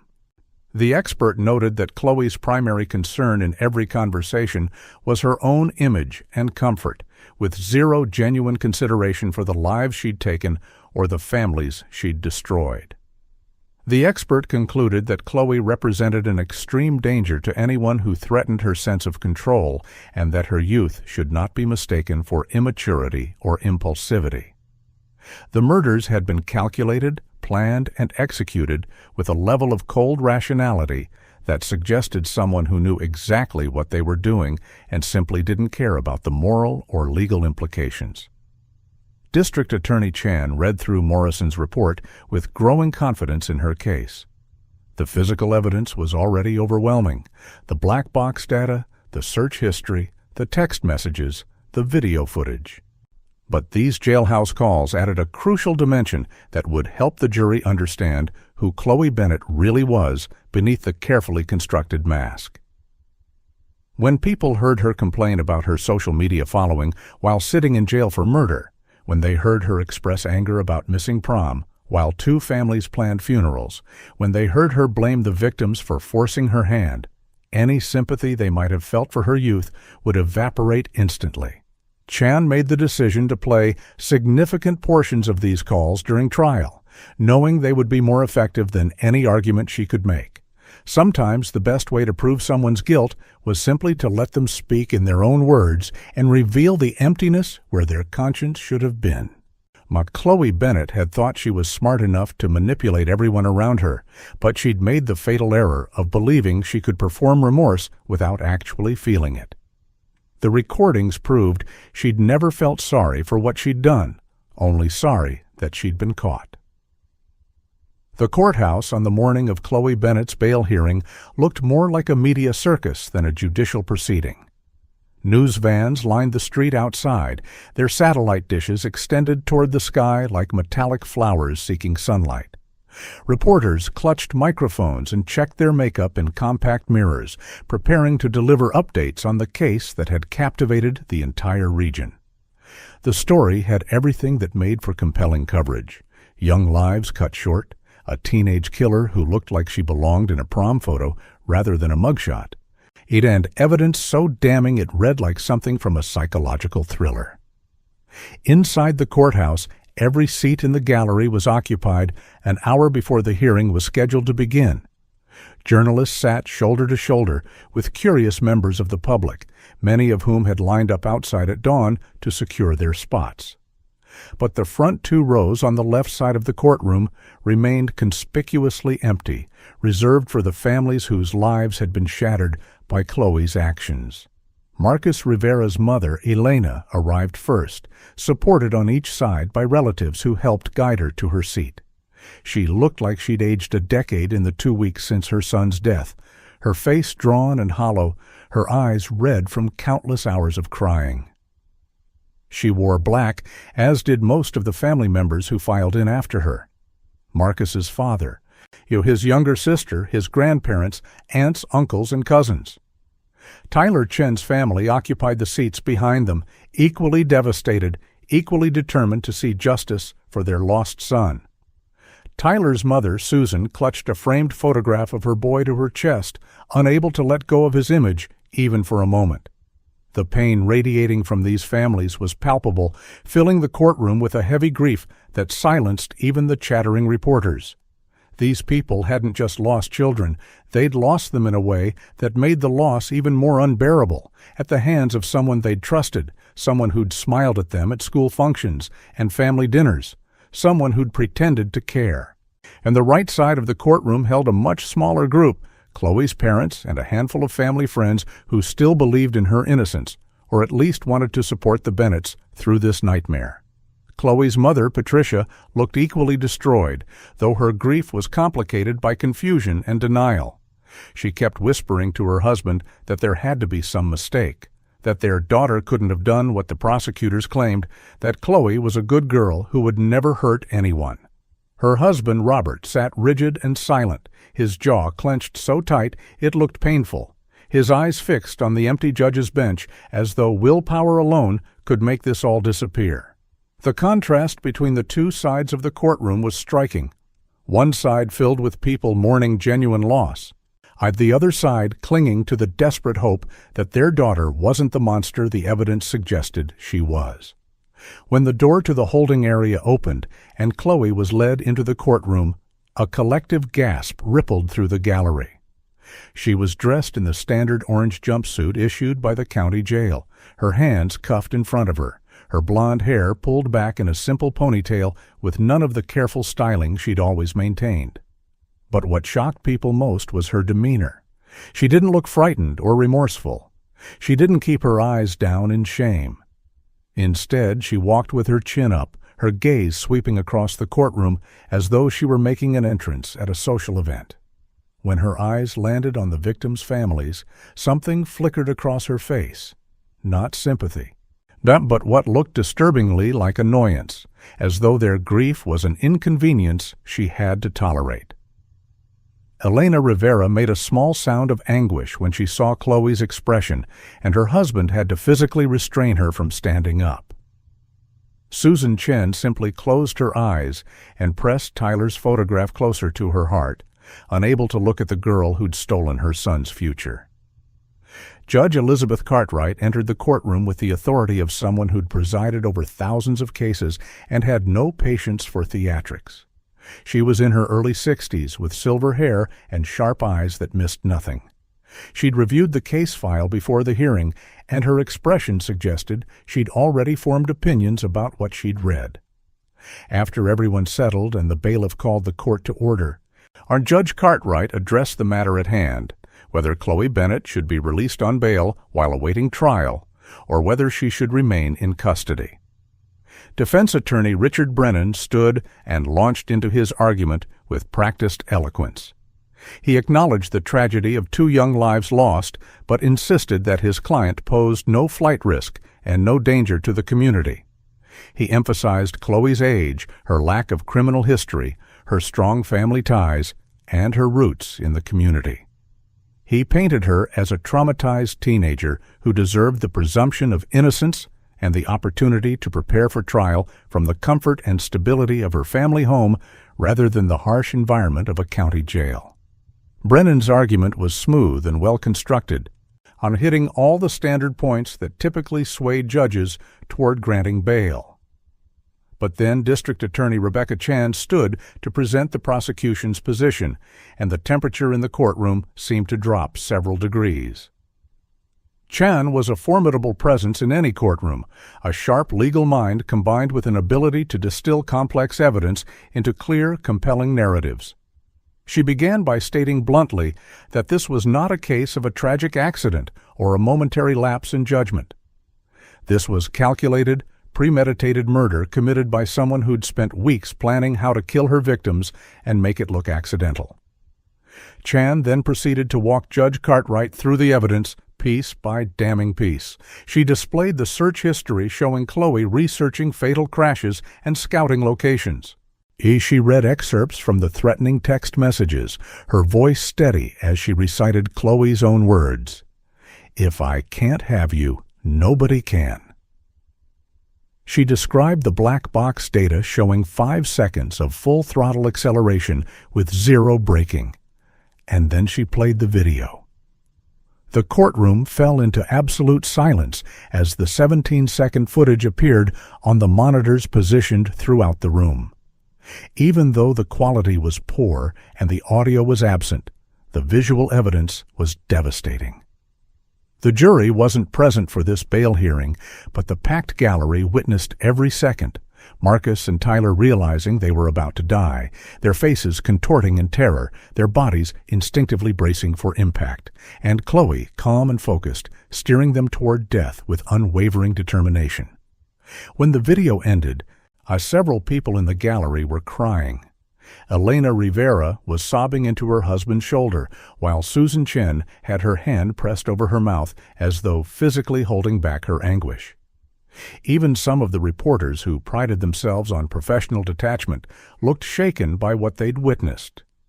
Judge Cartwright's face had gone pale, her fingers gripping her pen with white-knuckled intensity. She turned to look at Khloe, who had watched the video with an unreadable expression, neither crying nor looking away, just sitting perfectly still as though viewing something that had nothing to do with her. Chen continued her argument, her voice growing more forceful as she described the jailhouse phone calls that revealed Khloe's true character. She told the court about Khloe's excitement over her social media following, in her concerns about prom and her image, her complete absence of remorse for the lives she'd taken. Chan then addressed the question of danger to the community directly. She noted that Khloe had demonstrated a willingness to kill anyone who threatened her sense of control, that she'd shown no capacity for genuine remorse or behavioral change, and that releasing her would send a devastating message to the victims' families about the value the court placed on their children's lives. Chan concluded by requesting that bail be denied entirely, that Khloe remain in custody until trial, and that the court recognize this defendant for what the evidence clearly showed her to be, An extreme danger who'd forfeited any claim to community trust the moment she'd pressed that accelerator to the floor and guided her passengers toward death. Judge Cartwright didn't need time to deliberate. She'd seen enough in her decades on the bench to recognize when a defendant posed an unacceptable risk, regardless of their age or background. She addressed Khloe directly, her voice carrying the weight of judicial authority. "Miss Bennett, I have reviewed the evidence presented by the prosecution, and I find it compelling and deeply disturbing. The video footage alone demonstrates premeditation and callous disregard for human life. The recorded jailhouse calls reveal a defendant who shows no remorse and no understanding of the gravity of her actions. At 17 years old, you are certainly old enough to understand that your choices have consequences. You made a choice to accelerate into a wall at nearly 100 miles per hour with 2 helpless passengers in your vehicle. And you made a choice to take 2 lives because you felt rejected and wanted to regain control. Those choices have brought you here, and they will keep you here. Bail is denied. You will remain in custody of the county jail until such time as your trial concludes or circumstances materially change." The gavel's sharp crack echoed through the courtroom like a gunshot. Khloe's face finally showed emotion. Her eyes went wide with disbelief, and her mouth opened as though to protest. She turned to look at her attorney, then at her parents, clearly expecting someone to fix this situation immediately. Her mother was crying, reaching toward her daughter as though she could pull her back across the divide that had opened between them. But the corrections officers were already moving forward to escort Khloe back to the holding area. As she was led toward the door, Khloe finally lost her composure. She looked back at the gallery, her eyes finding the victims' families, and for just a moment her mask slipped completely. The expression that crossed her face wasn't remorse or understanding. It was rage, pure, undiluted fury that these people and this system were refusing to give her what she wanted. Elena Rivera met that angry gaze with her own look of steely determination, silently promising that she would be at every hearing, every proceeding, every moment of this case until justice was fully served. Khloe was escorted out, and the heavy door closed behind her with a definitive thud that marked the end of her freedom and the beginning of her accountability. The footage from Khloe Bennett's bail hearing spread across the internet like wildfire, transforming a local tragedy into a national obsession within hours. News outlets had been permitted to film portions of the hearing and clips of the courtroom video showing those final 3 seconds before impact went viral almost immediately. Social media platforms exploded with commentary, analysis, and outrage. True crime communities dissected every frame of the footage, every detail of the evidence, every word spoken in court. Hashtags related to the case trended worldwide as people expressed their horror at what they'd witnessed and their opinions on how justice should be served. The story had everything that captured modern attention: youth, beauty, privilege, betrayal, and violence packaged in a narrative that felt more like fiction than reality. But for the families of Marcus Rivera and Tyler Chen, this media storm was a fresh layer of torture added to their grief, forcing them to watch their son's final moments analyzed and discussed by strangers who treated tragedy like entertainment. Khloe's social media accounts, which had been inactive since her arrest, became digital memorial sites of a different kind. Her old posts, carefully curated images of her perfect life with Marcus, selfies with manufactured captions about love and loyalty, were now viewed through an entirely different lens. People scrolled through her feed like investigators searching for clues they might have missed, looking for hints of the darkness that had been hiding beneath the filtered photos and heart emojis. Comment sections filled with thousands of messages, some expressing disbelief that someone who looked so normal could be capable of such calculated violence, others pointing out the narcissistic undertones that had always been visible in her need for constant validation and attention. Screenshots of her old posts were shared and reshared, particularly one from 6 months before the murders, where she'd captioned a photo of herself and Marcus with the words, "Forever and always, no matter what. Nothing will ever come between us." People noted the possessive language, the implicit threat in "no matter what," the red flags that seemed so obvious in hindsight, but had been invisible when viewed through the lens of teenage romance. Marcus Rivera's and Tyler Chen's social media presence became shrines that their families couldn't bear to delete.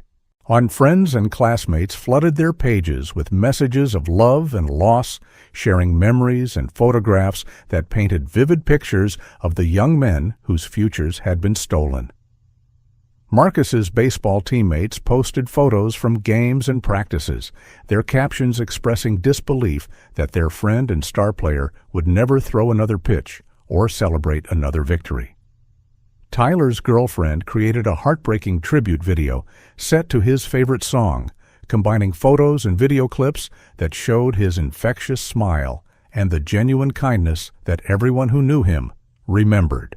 These tributes stood in stark contrast to the cold calculation revealed in Khloe's evidence file, reminding the world that behind the legal proceedings and media spectacle were real people whose absence left devastating holes in countless lives. Every post, every tribute, every tearful video uploaded by friends served as a reminder of what had been taken and could never be returned. The national media attention brought with it a familiar pattern of divisive commentary. Some people focused on Khloe's age, arguing that 17-year-olds lacked the neurological development for true premeditation, that she should be treated as a juvenile regardless of the evidence, that life sentences for teenagers represented a failure of understanding about adolescent brain development. Others pointed to the meticulous planning, the weeks of research, the threatening messages, and the video evidence as proof that age was irrelevant when someone demonstrated such clear intent and consciousness of wrongdoing. Debate raged across television talk shows, radio programs, and online forums about whether the justice system should focus on punishment or rehabilitation, whether someone so young could ever truly be beyond redemption, whether society had failed Khloe Bennett before she failed Marcus and Tyler. These philosophical discussions felt abstract and almost insulting to the victims' families, who didn't want debates about theory. They wanted accountability for the specific, deliberate actions that had stolen their children. The case also reignited conversations about privilege and the justice system.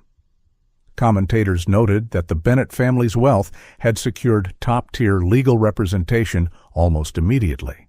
It's that Khloe had been treated with kid gloves by some media outlets that described her as a troubled teen rather than using harsher language that might have been applied to defendants from different backgrounds. Others pointed out that despite her family's resources and connections, the evidence against her was so overwhelming that privilege couldn't shield her from the consequences of her actions, a rare instance where wealth and status didn't translate into preferential treatment. The district attorney's office received praise from civil rights organizations for charging Khloe as an adult and pursuing maximum penalties, with advocates noting that equal justice required applying the same standards regardless of a defendant's appearance, age, or socioeconomic status. The case became a test of whether the system could deliver justice when the accused didn't fit the typical profile of someone charged with double murder. Elena Rivera and Susan Chen both gave brief statements to the press outside the courthouse after the bail hearing, their words carrying the weight of unbearable loss.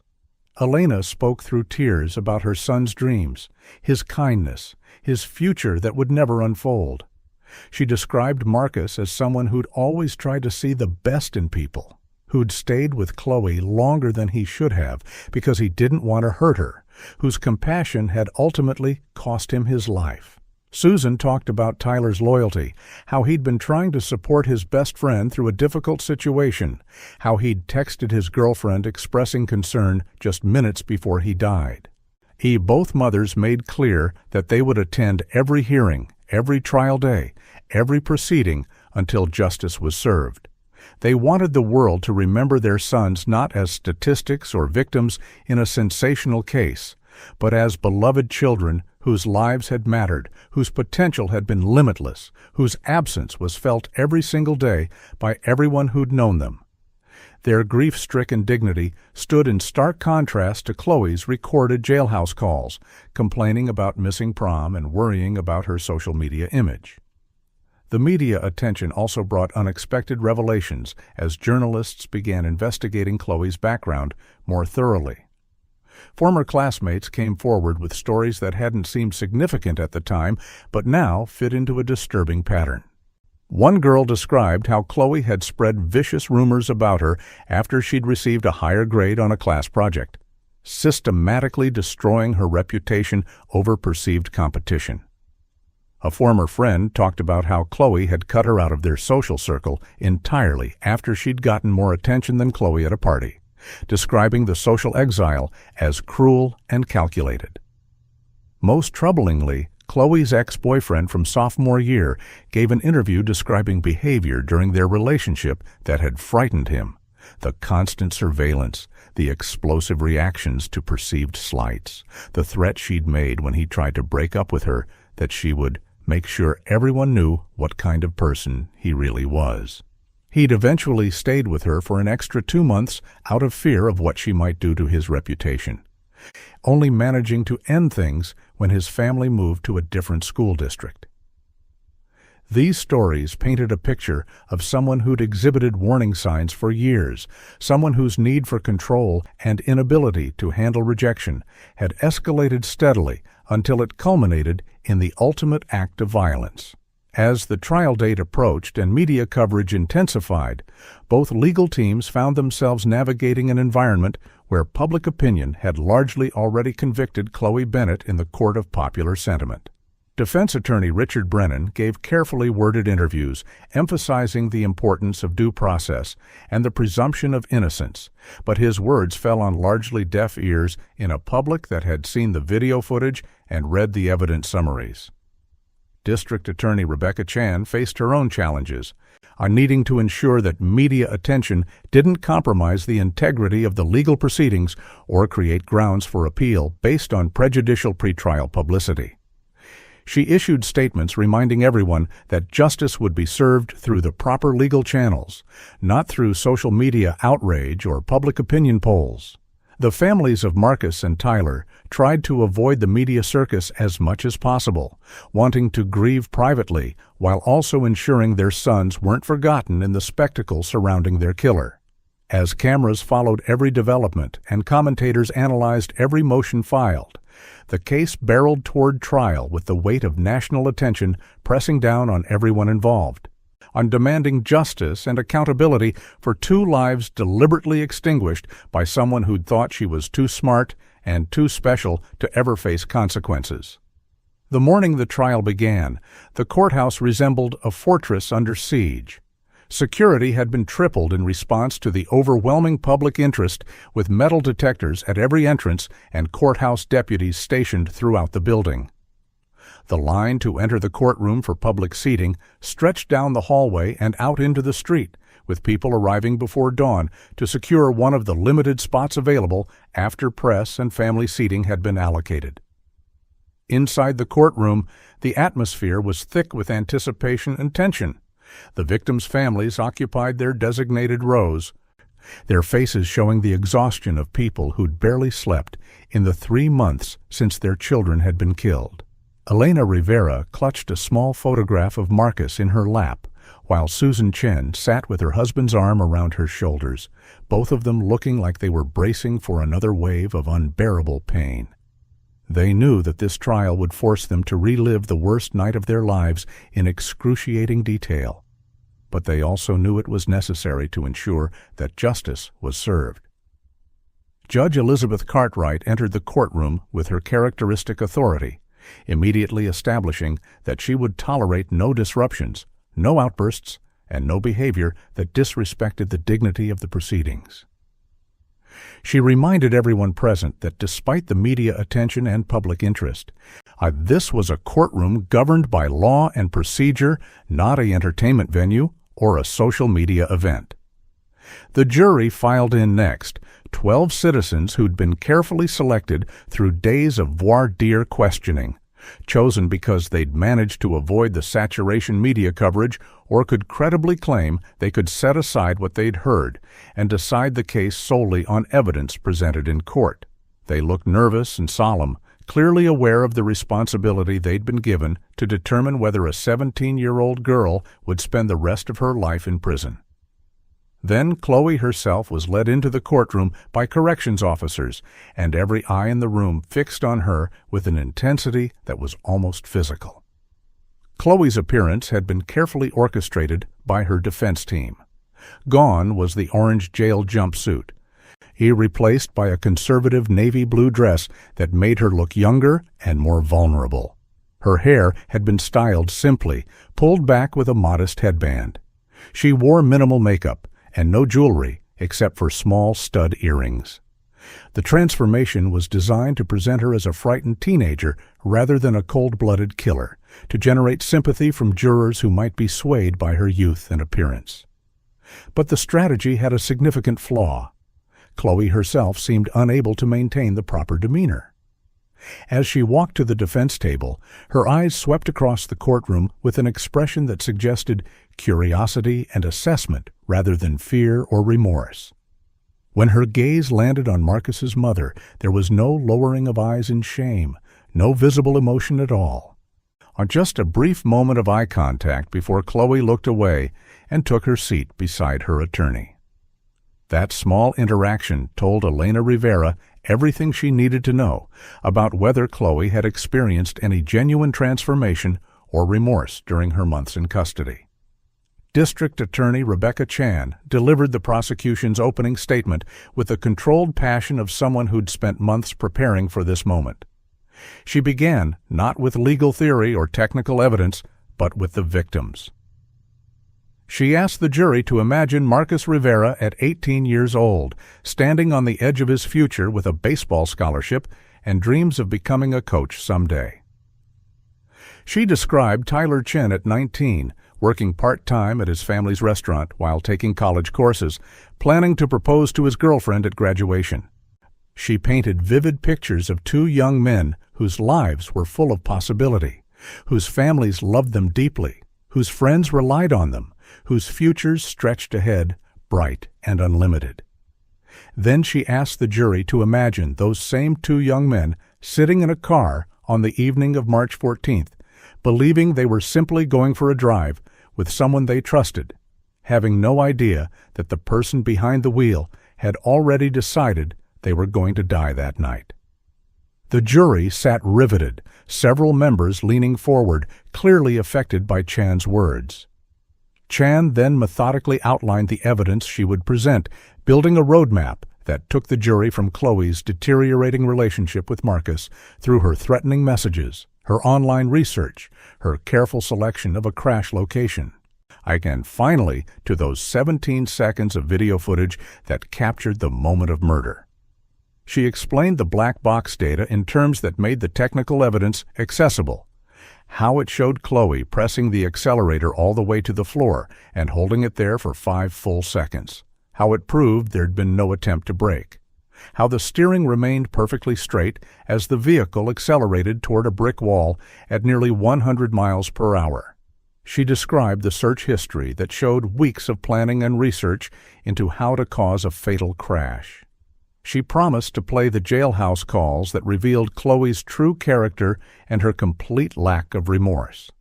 And she made a promise to the jury that by the time the evidence had been presented, there would be no doubt in anyone's mind that Khloe Bennett had committed premeditated, calculated murder, using her vehicle as a weapon to kill two young men whose only crime was refusing to let her control them.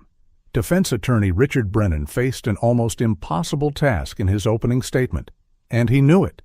He couldn't deny the basic facts. Khloe had been driving. She'd accelerated into a wall. Marcus and Tyler had died. The evidence was too overwhelming for outright denial. Instead, he built his strategy around creating reasonable doubt about intent and mental state. He acknowledged the tragedy and expressed sympathy for the families, but then pivoted to portraying Khloe as a troubled teenager who'd been overwhelmed by emotions she didn't have the maturity to process. He suggested that her internet searches reflected morbid curiosity rather than planning, that her text messages showed the dramatic overstatements typical of teenage breakups rather than genuine threats. He claimed that the crash itself had been the result of a dissociative episode brought on by extreme emotional distress, that Khloe had essentially blacked out in a moment of psychological crisis and hadn't been consciously aware of her actions. He promised expert testimony from psychologists who would explain how traumatic stress could cause such episodes, how adolescent brains were still developing and couldn't be held to adult standards of judgment and control.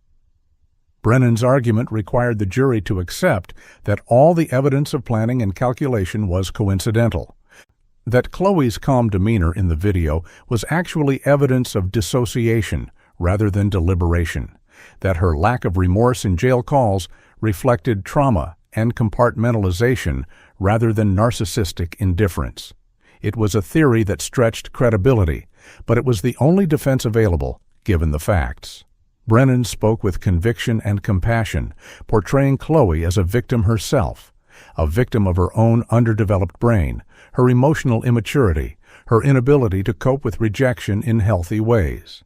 He asked the jury to remember that she was 17 years old, that brain science showed the prefrontal cortex responsible for impulse control wasn't fully developed until the mid-20s, that society had decided young people shouldn't vote or drink alcohol or sign contracts because they lacked adult judgment. He argued that if the law recognized teenagers as fundamentally different from adults in so many contexts, how could it hold them to adult standards of criminal culpability for actions taken in moments of extreme emotional distress? The contrasting opening statements set the stage for what would become a riveting trial that held national attention for weeks. The prosecution's case was built on objective evidence, data, videos, text messages, search histories that painted a clear picture of premeditation and cold calculation. The defense's case required the jury to look past that objective evidence and instead embrace a psychological theory that excused behavior based on age and emotional state. As both attorneys returned to their tables and Judge Cartwright prepared to call the first witness, the atmosphere in the courtroom was electric with tension. Everyone present understood that they were watching something significant unfold, not just the trial of a teenage killer, but a broader examination of questions about culpability, maturity, justice, and whether youth should ever excuse the deliberate taking of innocent lives. The families in the gallery braced themselves for the ordeal ahead, knowing that justice required them to sit through every painful detail, every piece of evidence, every moment of testimony that would force them to confront exactly how and why their children had died. And at the defense table, Khloe sat with her hands folded, her expression carefully neutral, watching the proceedings as though she were an observer rather than the person whose actions had brought everyone to this courtroom. The prosecution's case unfolded with methodical precision over the following days, each witness and piece of evidence building on the last to create an overwhelming narrative of premeditated murder. District Attorney Rebecca Chan called her witnesses in strategic order, beginning with those who could establish the timeline and context before moving to the technical experts whose testimony would prove intent and deliberation. The first witness was Marcus Rivera's baseball coach, a man named David Henderson who'd known Marcus for 4 years and had watched him grow from a talented freshman into a young man with genuine professional potential. Henderson's voice cracked with emotion as he described Marcus's character, his reliability, his kindness to younger players, his natural leadership. But Chan's questions focused on the weeks before Marcus's death, specifically whether the coach had noticed any changes in Marcus's behavior or demeanor. Henderson confirmed that Marcus had seemed distracted and stressed in the final month of his life, that he'd confided in the coach about relationship troubles and his difficulty ending things with a girlfriend who wouldn't accept the breakup. The testimony established that Marcus had been actively trying to distance himself from Khloe, that he'd sought advice from trusted adults about how to handle her increasingly concerning behavior. All this contradicted any defense narrative that might suggest the breakup had been ambiguous or that Marcus had been sending mixed signals. Henderson also testified about the evening of March 14th, noting that Marcus had stayed after practice to talk, expressing worry about Khloe's latest messages and her refusal to accept that their relationship was over. The coach had advised Marcus to block her completely and consider involving his parents if the harassment continued. Marcus had agreed, saying he planned to take more serious steps after getting through one final conversation with her that night. Those words haunted Henderson now, knowing that Marcus had been killed during what was supposed to be that final conversation. Under cross-examination, Brennan tried to suggest that Marcus's willingness to have one more talk with Khloe indicated he still cared about her and wanted to help her find closure, but Henderson shut that down firmly, stating that Marcus had been clear that he was trying to end things completely and was only agreeing to talk one last time because he was too kind for his own good. The second day of testimony brought Tyler Chen's girlfriend to the stand, a young woman named Emily Park, who could barely hold herself together as she described the text messages Tyler had sent her on the night he died. Chen displayed those messages on screens throughout the courtroom, and the jury read Tyler's words expressing his bad feeling about Khloe coming along on the drive, his girlfriend's warnings to trust his instincts, his final reassurance that he'd be fine. Emily broke down completely when Chan asked her what time she'd realized something was wrong, explaining through sobs that when Tyler hadn't texted her back within the hour as promised, she'd started calling him repeatedly. When the calls went straight to voicemail, she'd known in her gut that something terrible had happened. She'd been trying to reach him when the police arrived at her house at 3 a.m. to deliver the news that he was gone. The raw grief in Emily's testimony affected everyone in the courtroom, except, notably, Khloe herself, who sat at the defense table with an expression that suggested mild disinterest rather than empathy for the pain her actions had caused. The technical testimony began on day 3, with Lieutenant Frank Walsh taking the stand to describe the crash scene investigation. Walsh was an experienced witness who'd testified in dozens of trials, and he walked the jury through his findings with clear, accessible language. He used photographs and diagrams to show the access road where the crash occurred, its perfect straightness, its complete visibility, the absence of any obstacles or reasons for a driver to lose control. He pointed out the lack of skid marks, explaining what that absence meant in terms of braking effort. He described the tire tracks that ran straight and true from the entrance to the road all the way to the point of impact, showing no swerving or evidence of a driver attempting to avoid collision. Walsh's testimony was devastating in its implications. This wasn't an accident caused by distraction or loss of control. This was a vehicle driven deliberately into a wall with no attempt whatsoever to stop or change course. Under cross-examination, Brennan tried to suggest alternative explanations. Could the brake system have failed? Could the accelerator have stuck? Walsh methodically dismissed each theory, explaining that a stuck accelerator would have shown different patterns in the physical evidence, and that brake failure didn't explain the sustained acceleration or the perfect steering control demonstrated by the tire tracks. The fourth day brought the testimony that would prove most damning: forensic specialist Raymond Park and his analysis of the event data recorder. Park explained to the jury how modern vehicles contained computers that recorded detailed information about the car's systems in the seconds before and during a crash. He walked them through the data point by point, translating technical readings into a narrative timeline that made the jury physically recoil in their seats. At 10 seconds before impact, normal driving. At 5 seconds before impact, sudden acceleration from 30% throttle to 100%. Speed climbing rapidly, 65, 70, 80, 90 miles per hour. Brake pedal pressure at 0. Steering angle locked perfectly straight. At 1 second before impact, 98 miles per hour with the accelerator still pressed completely to the floor. Then the catastrophic collision that registered across every sensor in the vehicle as a sharp spike of destructive force. Park showed graphs and charts that visualized this data, and the jury could see the damning evidence displayed in objective, scientific terms that left no room for interpretation. Someone had deliberately accelerated that vehicle to maximum speed and driven it into a wall without any attempt to slow down or turn away. Chan then asked Park the crucial question: could this data be explained by any scenario other than deliberate action? Park's answer was unequivocal. The sustained acceleration, the maintained steering control, the complete absence of braking, all of it required conscious, deliberate effort. A distracted driver would have reacted at some point during those 5 seconds. A driver having a medical emergency would have lost muscle control and pressure on the pedal. A driver experiencing mechanical failure would have attempted to brake or steer away. The only explanation consistent with the data was a driver who'd intentionally accelerated into the wall and maintained that acceleration all the way through impact. The courtroom was silent as Park's words hung in the air, the scientific evidence confirming what the physical evidence had already suggested.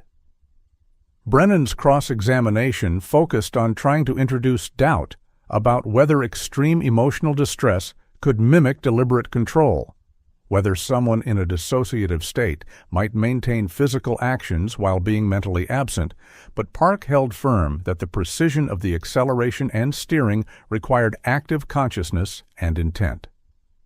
The 5th day of testimony brought the moment everyone had been dreading: the presentation of the video evidence. Chan had strategically saved this for after establishing the context and the technical data, so the jury would understand exactly what they were seeing when they watched those 17 seconds of footage. Before playing it, she warned the jury that they were about to witness the final moments of 2 young men's lives, that the footage was disturbing, and that she would play it multiple times so they could observe different aspects of what occurred. The courtroom lights dimmed, and the screens flickered to life with the grainy, dark footage from Marcus's dashboard camera. The jury leaned forward, their faces tense with anticipation and dread. The video played through its 17 seconds. Marcus and Tyler in conversation, their sudden realization of danger, their expressions transforming to terror, their instinctive bracing for impact, and throughout it all, Khloe's eerily calm profile as she steered them toward death. Several jurors visibly flinched at the moment of impact. One woman pressed her hand over her mouth. Behind them in the gallery, Elena Rivera was sobbing, while Susan Chen had to be helped from the courtroom by her family.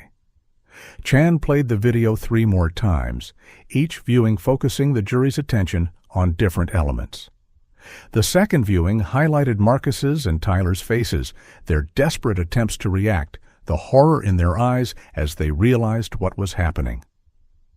The third viewing focused on Khloe, her steady hands on the wheel, her concentrated expression, her complete lack of panic or fear. The fourth viewing showed the timestamp in the corner on allowing the jury to see exactly how the video correlated with the black box data, the sudden acceleration occurring just before the camera activated, the 3 seconds of sustained speed that gave the passengers just enough time to understand they were going to die, but not enough time to prevent it. When the lights came back up, the courtroom remained in stunned silence. Several jurors had tears in their eyes. The gallery was filled with the sounds of suppressed crying.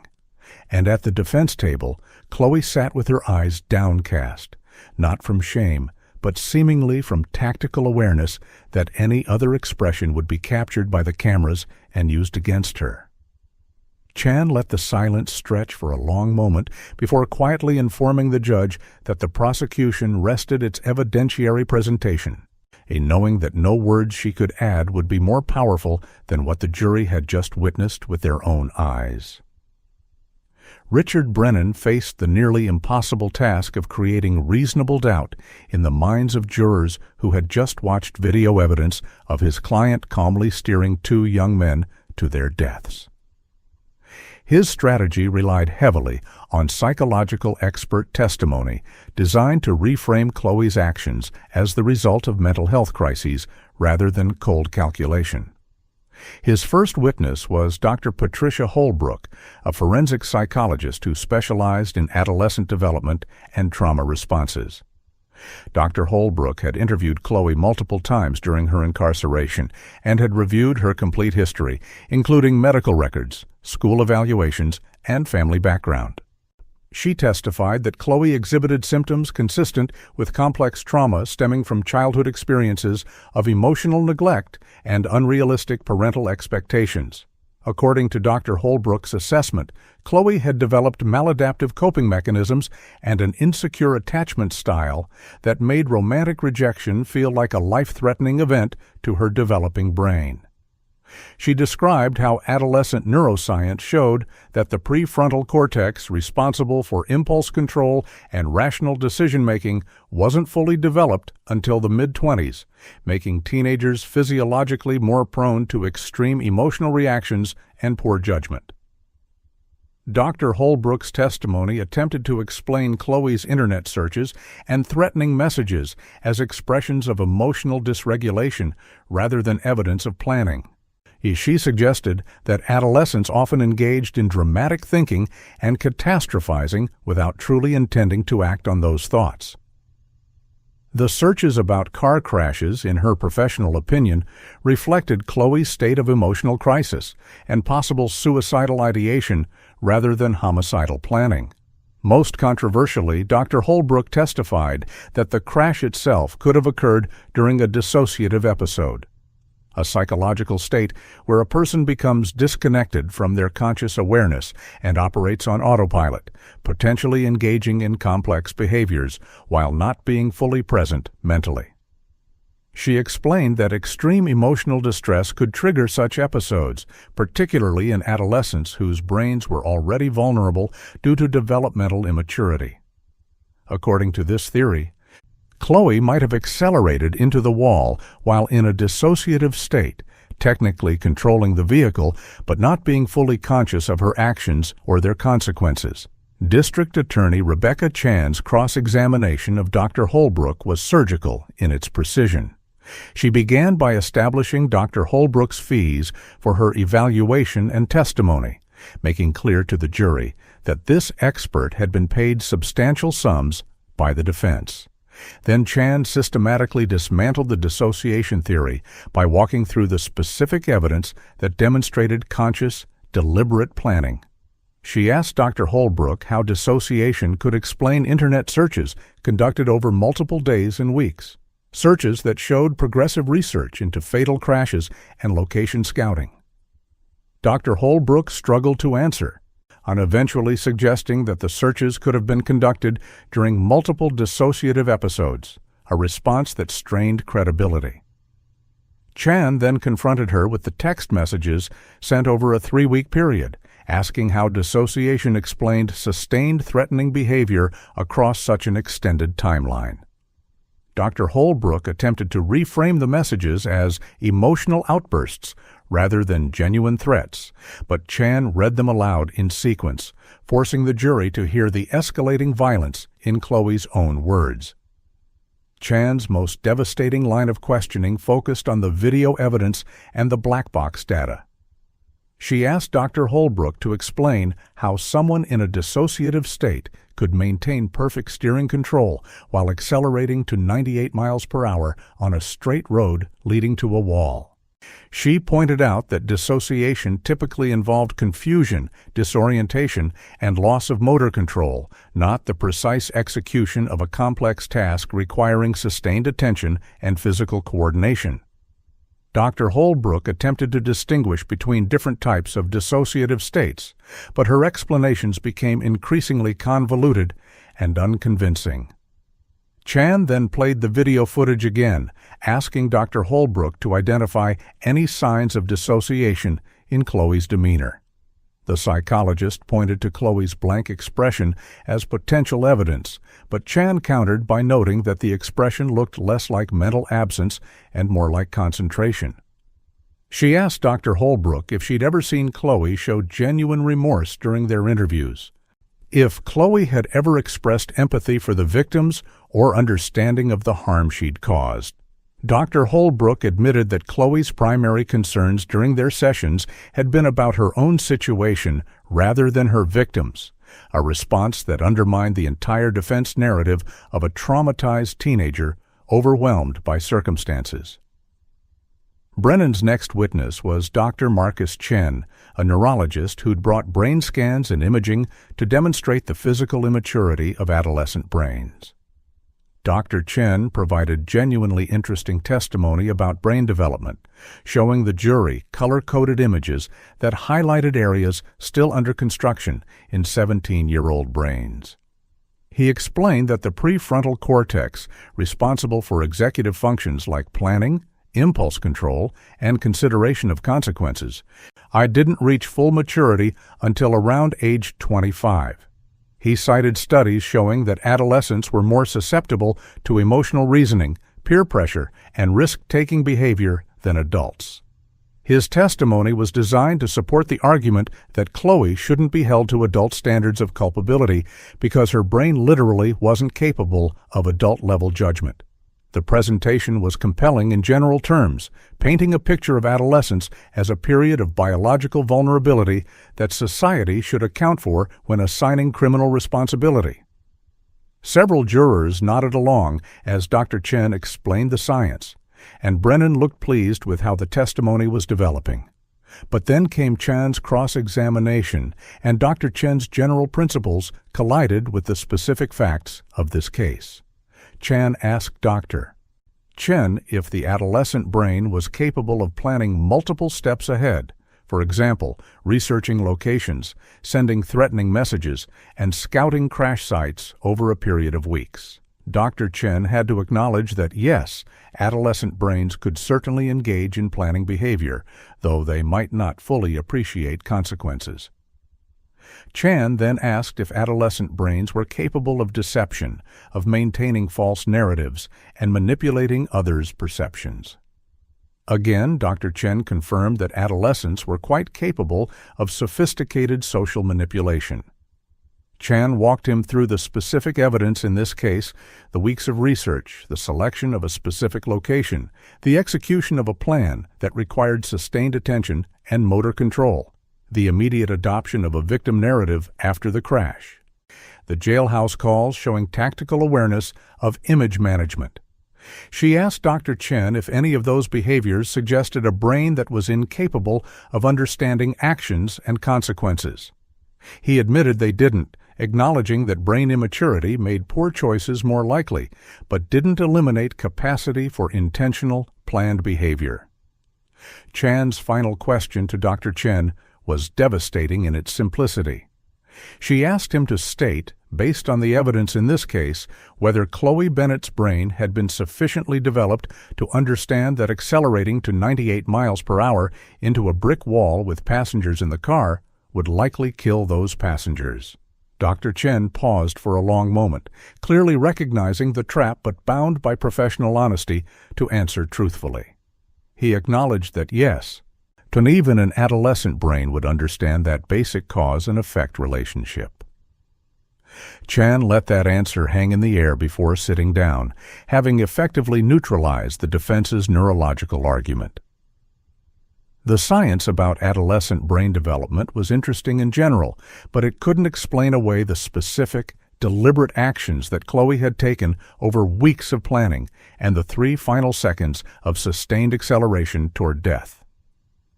Brennan's final witness was Khloe's mother, Patricia Bennett, a risky choice that reflected the desperation of the defense's position.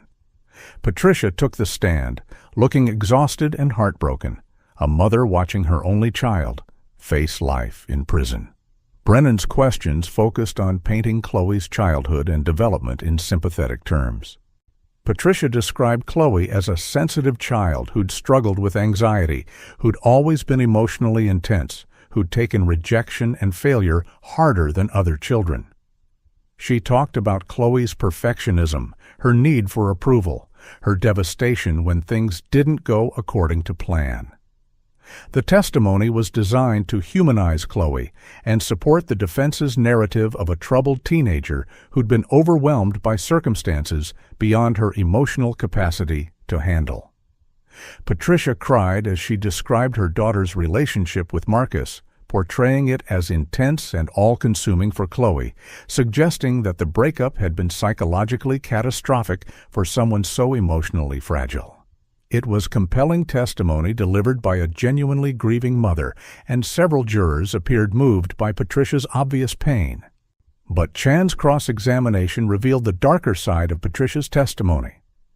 She asked Patricia about specific incidents from Khloe's past, the rumors spread about classmates, the manipulation of friend groups, the ex-boyfriend who described feeling controlled and threatened.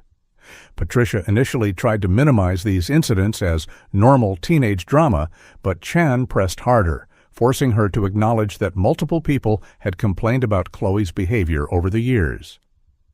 Chan asked if Patricia had ever sought serious psychological help for Khloe, or if she dismissed the concerning patterns as mere sensitivity. Patricia admitted they'd done a few sessions of therapy, but had stopped when Khloe insisted she didn't need it, and it was embarrassing. May Chan then asked the question that exposed the family's enabling dynamic. Had Patricia ever told Khloe that her behavior toward Marcus after the breakup was inappropriate and needed to stop? Patricia hesitated, then quietly admitted that she'd thought Marcus was making a mistake and had actually encouraged Khloe to fight for the relationship, to show Marcus how much she cared, to not give up easily. That admission hung heavy in the courtroom, a mother who'd reinforced her daughter's obsessive behavior rather than teaching her healthy boundaries and acceptance of rejection. Chan's final question was simple. Did Patricia believe her daughter felt genuine remorse for taking 2 lives? Patricia's long silence before answering spoke louder than her eventual whispered, "I hope so," making clear that even Khloe's own mother wasn't certain whether her daughter understood the enormity of what she'd done. The final day of trial testimony arrived, with the courtroom packed beyond capacity, people standing against the back walls because every seat had been claimed hours before the proceedings began. This was the moment both legal teams had been building toward, the opportunity to synthesize weeks of evidence and testimony into compelling narratives that would guide the jury toward a verdict. District Attorney Rebecca Chan approached the jury box with the confidence of someone who knew she held the stronger hand, but also with the gravity of someone who understood she was speaking for 2 young men who could no longer speak for themselves. She began her closing argument not with evidence or legal theory, but with a simple request. She asked the jury to close their eyes and think about the final 3 seconds of Marcus Rivera's and Tyler Chen's lives. She asked them to imagine sitting in that passenger seat, feeling the car suddenly accelerate beneath them, looking forward and seeing the brick wall rushing toward them at impossible speed, realizing in that horrifying instant that the person they'd trusted was killing them, and there was absolutely nothing they could do to stop it. Chan let that image settle in the jury's minds before opening her eyes and continuing. She acknowledged that the case had involved complex testimony about brain development, dissociative states, and adolescent psychology. But she argued that all of that complexity was designed to distract from the simple, undeniable truth revealed by the evidence. Khloe Bennett had spent weeks planning how to kill her ex-boyfriend because he dared to leave her. She'd researched fatal crashes, she'd scouted locations, she'd sent threatening messages that explicitly stated her intentions. She'd manipulated Marcus into letting her drive. She'd convinced him to bring her along on what was supposed to be a supportive drive with his best friend. And then she'd executed her plan with cold precision. Chan walked the jury through the evidence again, piece by piece, showing how each element connected to create an undeniable narrative of premeditation. The searches proved planning. The messages proved motive. The black box data proved deliberate action. The video proved consciousness and control. And the jailhouse calls proved complete lack of remorse. Chan addressed the defense's psychological arguments directly, acknowledging that adolescent brains were indeed still developing, but arguing that brain development didn't eliminate culpability for deliberately taking lives. She pointed out that 17-year-olds were trusted to drive cars precisely because society believed they had sufficient judgment and impulse control to operate deadly machinery safely. If adolescent brains were too immature for criminal responsibility, they were too immature for driver's licenses. She noted that the law already recognized that some actions were so severe and so deliberately harmful that age didn't excuse them. That's why the justice system included provisions for charging juveniles as adults in extreme cases. This was exactly the kind of case those provisions were designed for. Chan reminded the jury that Khloe hadn't acted in a moment of passion or lost control in a heated argument. She'd planned for weeks, executed precisely, and then immediately adopted a false narrative to escape consequences. That level of calculation demonstrated exactly the kind of sophisticated criminal thinking that justified adult prosecution. Chan's voice grew stronger as she moved toward her conclusion, her passion for justice evident in every word. She talked about Marcus's dreams of coaching baseball and about the children he would have taught and inspired if he'd lived. She talked about Tyler's plans to propose to his girlfriend, about the family they would have built together if he'd been given the chance. She described the permanent holes left in their families, the parents who would never watch their sons graduate or get married or have children, the siblings who'd lost their brothers, the girlfriend who'd lost her future husband. She contrasted that immeasurable loss with Khloe's recorded jail calls, complaining about missing prom and worrying about her social media following. She asked the jury to consider which person in this tragedy deserved their sympathy: the two innocent young men who'd been murdered, or the person who'd murdered them, and then shown no remorse whatsoever. Chan's final words were delivered with quiet intensity. Marcus and Tyler trusted Khloe. They got in that car believing they were safe with someone they knew. She betrayed that trust in the most fundamental way possible. She took their lives deliberately, calculatedly, and without mercy. Now it's up to you to ensure that betrayal doesn't go unpunished. Justice demands nothing less than a guilty verdict on both counts of first-degree murder. Richard Brennan rose for the defense's closing argument, carrying the weight of an almost impossible task. He began by acknowledging the tragedy of the case and expressing genuine sympathy for the victims' families, but then pivoted to his central theme: that justice required looking beyond the surface evidence to understand the full context of how and why this tragedy occurred. He reminded the jury that Khloe was 17 years old, that her brain was not fully developed, that she'd been experiencing emotional distress beyond what her immature neurology could process. He characterized the prosecution's case as a rush to judgment that ignored the psychological reality of adolescent crisis and instead applied adult standards to someone who wasn't developmentally capable of adult reasoning. Brennan's argument required the jury to see Khloe not as a calculating killer, but as a troubled teenager who'd been overwhelmed by circumstances and emotions she couldn't control, who'd made terrible decisions but hadn't possessed the mental capacity for true premeditation. Brennan walked through the defense's interpretation of the evidence, attempting to reframe each piece in terms more favorable to his client. The internet searches, he argued, reflected morbid thoughts during a period of crisis, not concrete planning. Many people experiencing suicidal ideation researched methods without intending to act. The text messages were the dramatic overstatements typical of teenage breakups, not literal threats. Teenagers routinely said things they didn't mean when emotions ran high. The crash itself, according to Brennan's theory, had occurred during a dissociative episode triggered by the emotional stress of being in close proximity to Marcus and confronting the reality of the relationship's end.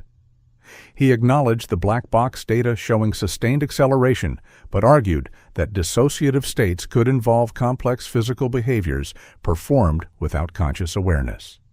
He suggested that Khloe's blank expression in the video wasn't evidence of calm calculation, but rather proof that she'd been mentally absent during those crucial seconds, operating on a kind of autopilot driven by subconscious distress rather than conscious intent.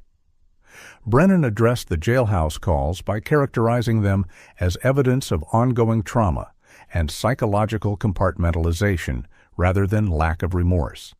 He suggested that Khloe's focus on superficial concerns reflected a coping mechanism common in people dealing with overwhelming guilt and grief. They fixated on manageable, trivial problems because confronting the enormity of what had happened was psychologically unbearable.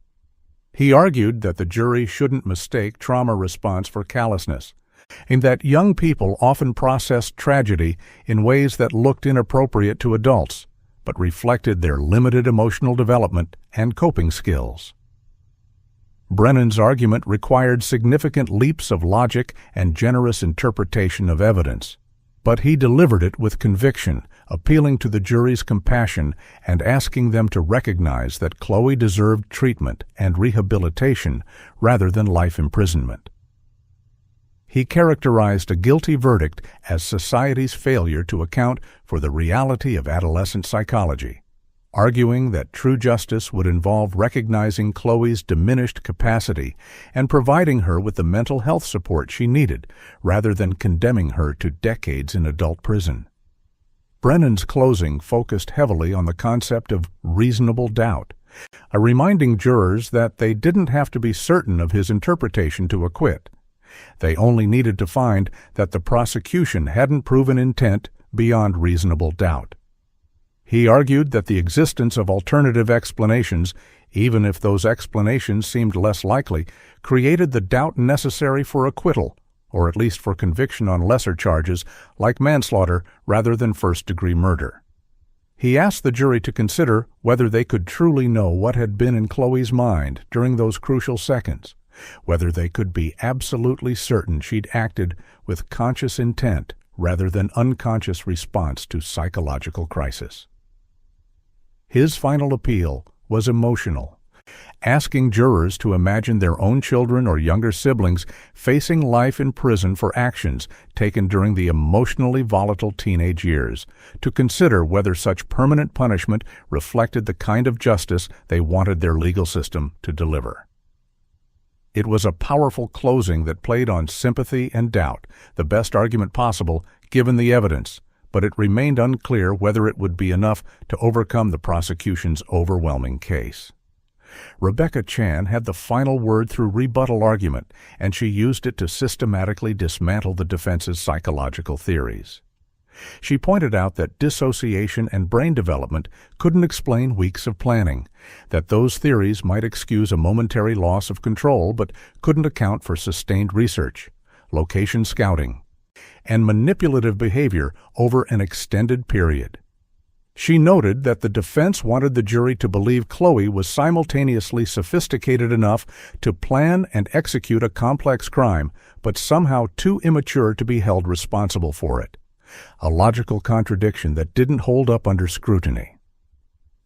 Chan reminded the jury that they'd seen video of Khloe's face during the crash, that they could judge for themselves whether she looked mentally absent or purposefully focused. She replayed key moments from the jailhouse calls, letting Khloe's own words speak to her character and priorities. And she ended with a simple, devastating point. If the defense's theories were correct, if Khloe truly lacked the capacity for premeditation and hadn't been conscious of her actions, then why hadn't she seemed surprised or confused when she regained consciousness after the crash? Why had she immediately adopted a victim narrative and began manipulating her image? A person who'd committed violence during a dissociative episode would wake up confused and horrified by what had happened. Khloe had woken up performing, had immediately begun controlling the narrative, had never once expressed genuine confusion about what had occurred. That single fact, Chan argued, demolished the entire defense theory and revealed the truth. Khloe had known exactly what she was doing, and she'd done it deliberately. The jury received their instructions from Judge Cartwright late on a Friday afternoon, and they filed out of the courtroom to begin deliberations with expressions that suggested the weight of responsibility pressing down on each of them. They would be deciding whether a 17-year-old girl would spend the rest of her life in prison, a decision that none of them had anticipated making when they'd first been called for jury duty months earlier. The courtroom emptied slowly as people processed that there would be no immediate resolution, that they would now enter the agonizing waiting period while 12 strangers debated the evidence and attempted to reach unanimous agreement. The victims' families left together, seeking comfort in each other's presence as they faced another weekend of suspended animation, unable to move forward with their grief until justice had been determined.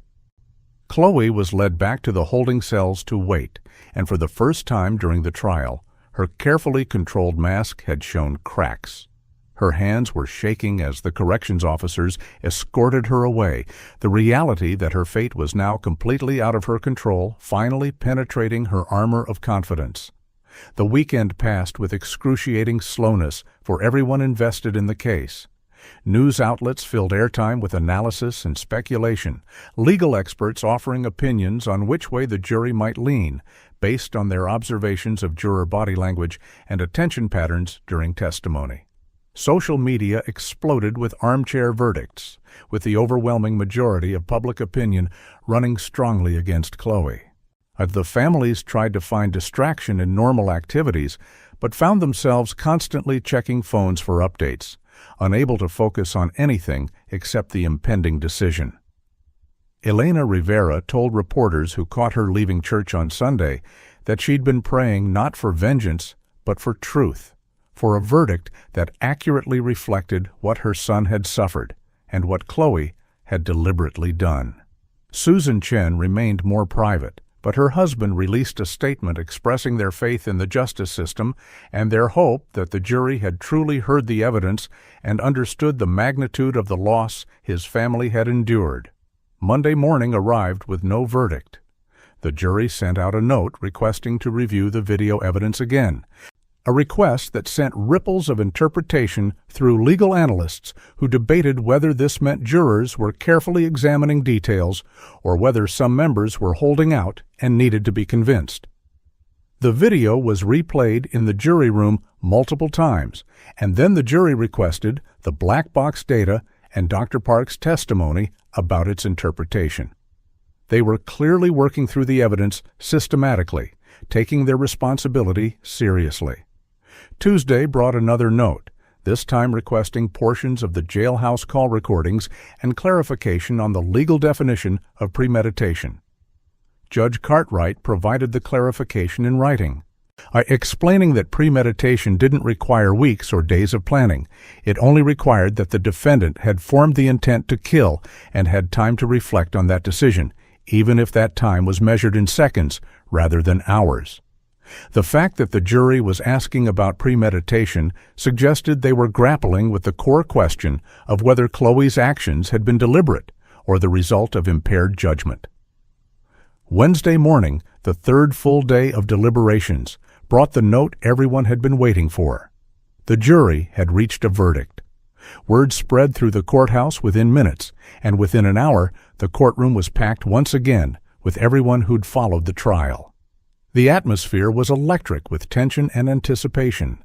The victims' families took their seats looking exhausted and fearful, knowing that they were about to learn whether justice would be served or whether legal technicalities and sympathy for Khloe's age might result in a lesser verdict that wouldn't adequately account for their children's deaths.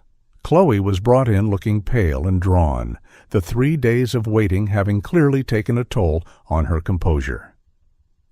She sat beside her attorney with her hands clasped so tightly her knuckles had turned white. Her parents sat directly behind her, her mother already crying before the jury even entered, her father's face a mask of controlled dread. Judge Cartwright entered and called for order, instructing everyone that she would tolerate no outbursts or disruptions regardless of the verdict.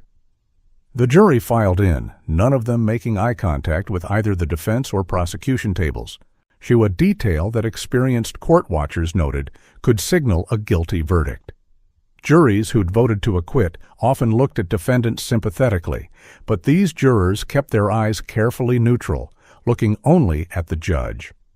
The foreperson, a middle-aged man who worked as an accountant, stood when Judge Cartwright asked if they'd reached a verdict. His voice was steady but somber as he confirmed that yes, they had reached unanimous decisions on both counts. The courtroom held its collective breath as the judge asked Khloe to stand alongside her attorney to hear the verdicts. She stood on visibly shaking legs, her face drained of all color, looking for the first time like a frightened teenager, rather than the composed defendant she'd been throughout the trial. The foreperson's voice cut through the absolute silence like a blade. On the charge of murder in the first degree in the death of Marcus Rivera, we the jury find the defendant, Khloe Bennett, guilty. The courtroom erupted despite the judge's warning. Elena Rivera collapsed against her husband, sobbing with a mixture of grief and relief. Supporters of the victims' families embraced each other. The media section buzzed with activity as reporters frantically typed updates. Judge Cartwright's gavel cracked sharply, demanding order, and the room fell silent again, except for Elena's muted sobs. The foreperson continued. On the charge of murder in the first degree in the death of Tyler Chen, we the jury find the defendant, Khloe Bennett, guilty. The second verdict brought another wave of reaction, more controlled this time, but no less emotional. Tyler's parents held each other, tears streaming down their faces, finally able to release some of the tension they'd been carrying for 5 months since their son's death. Khloe's reaction to the verdicts was complex and revealing. At the word guilty on the first count, her face had crumpled and tears had begun streaming down her cheeks. But close observers noted that the tears seemed to be for herself, rather than for her victims. Her expression showed shock and fear about her own future, not remorse for what she'd done. As the second guilty verdict was read, she turned to look at her attorney with an expression that suggested betrayal, as though she genuinely believed that her age and the defense's psychological theories would save her despite the overwhelming evidence. Her mother was wailing behind her, reaching forward to try to touch her daughter, while her father sat completely still, seemingly unable to process what had just happened. Richard Brennan put his hand on Khloe's shoulder, speaking quietly to her as she cried, likely explaining what would happen next, and preparing her for the sentencing phase that would determine exactly how long she would spend in prison. Judge Cartwright polled the jury individually, ensuring that each member confirmed their agreement with the verdicts. All 12 affirmed without hesitation. She then thanked them for their service and explained that they would return in 2 weeks for the sentencing phase, where they would hear additional testimony and arguments before she determined the appropriate sentence. And under the state's laws for murder with special circumstances, multiple victims, and lying in wait, Khloe faced a mandatory minimum of life in prison with the possibility of parole after 15 years, or life without the possibility of parole. The jury's verdict had answered the question of guilt, but the question of whether Khloe would ever have a chance at freedom remained to be decided. As corrections officers moved forward to take Khloe back into custody, she turned to look at the victims' families one final time. Whatever she saw in their faces, their grief, their relief, their righteous satisfaction at justice being served, seemed to finally penetrate her self-absorption.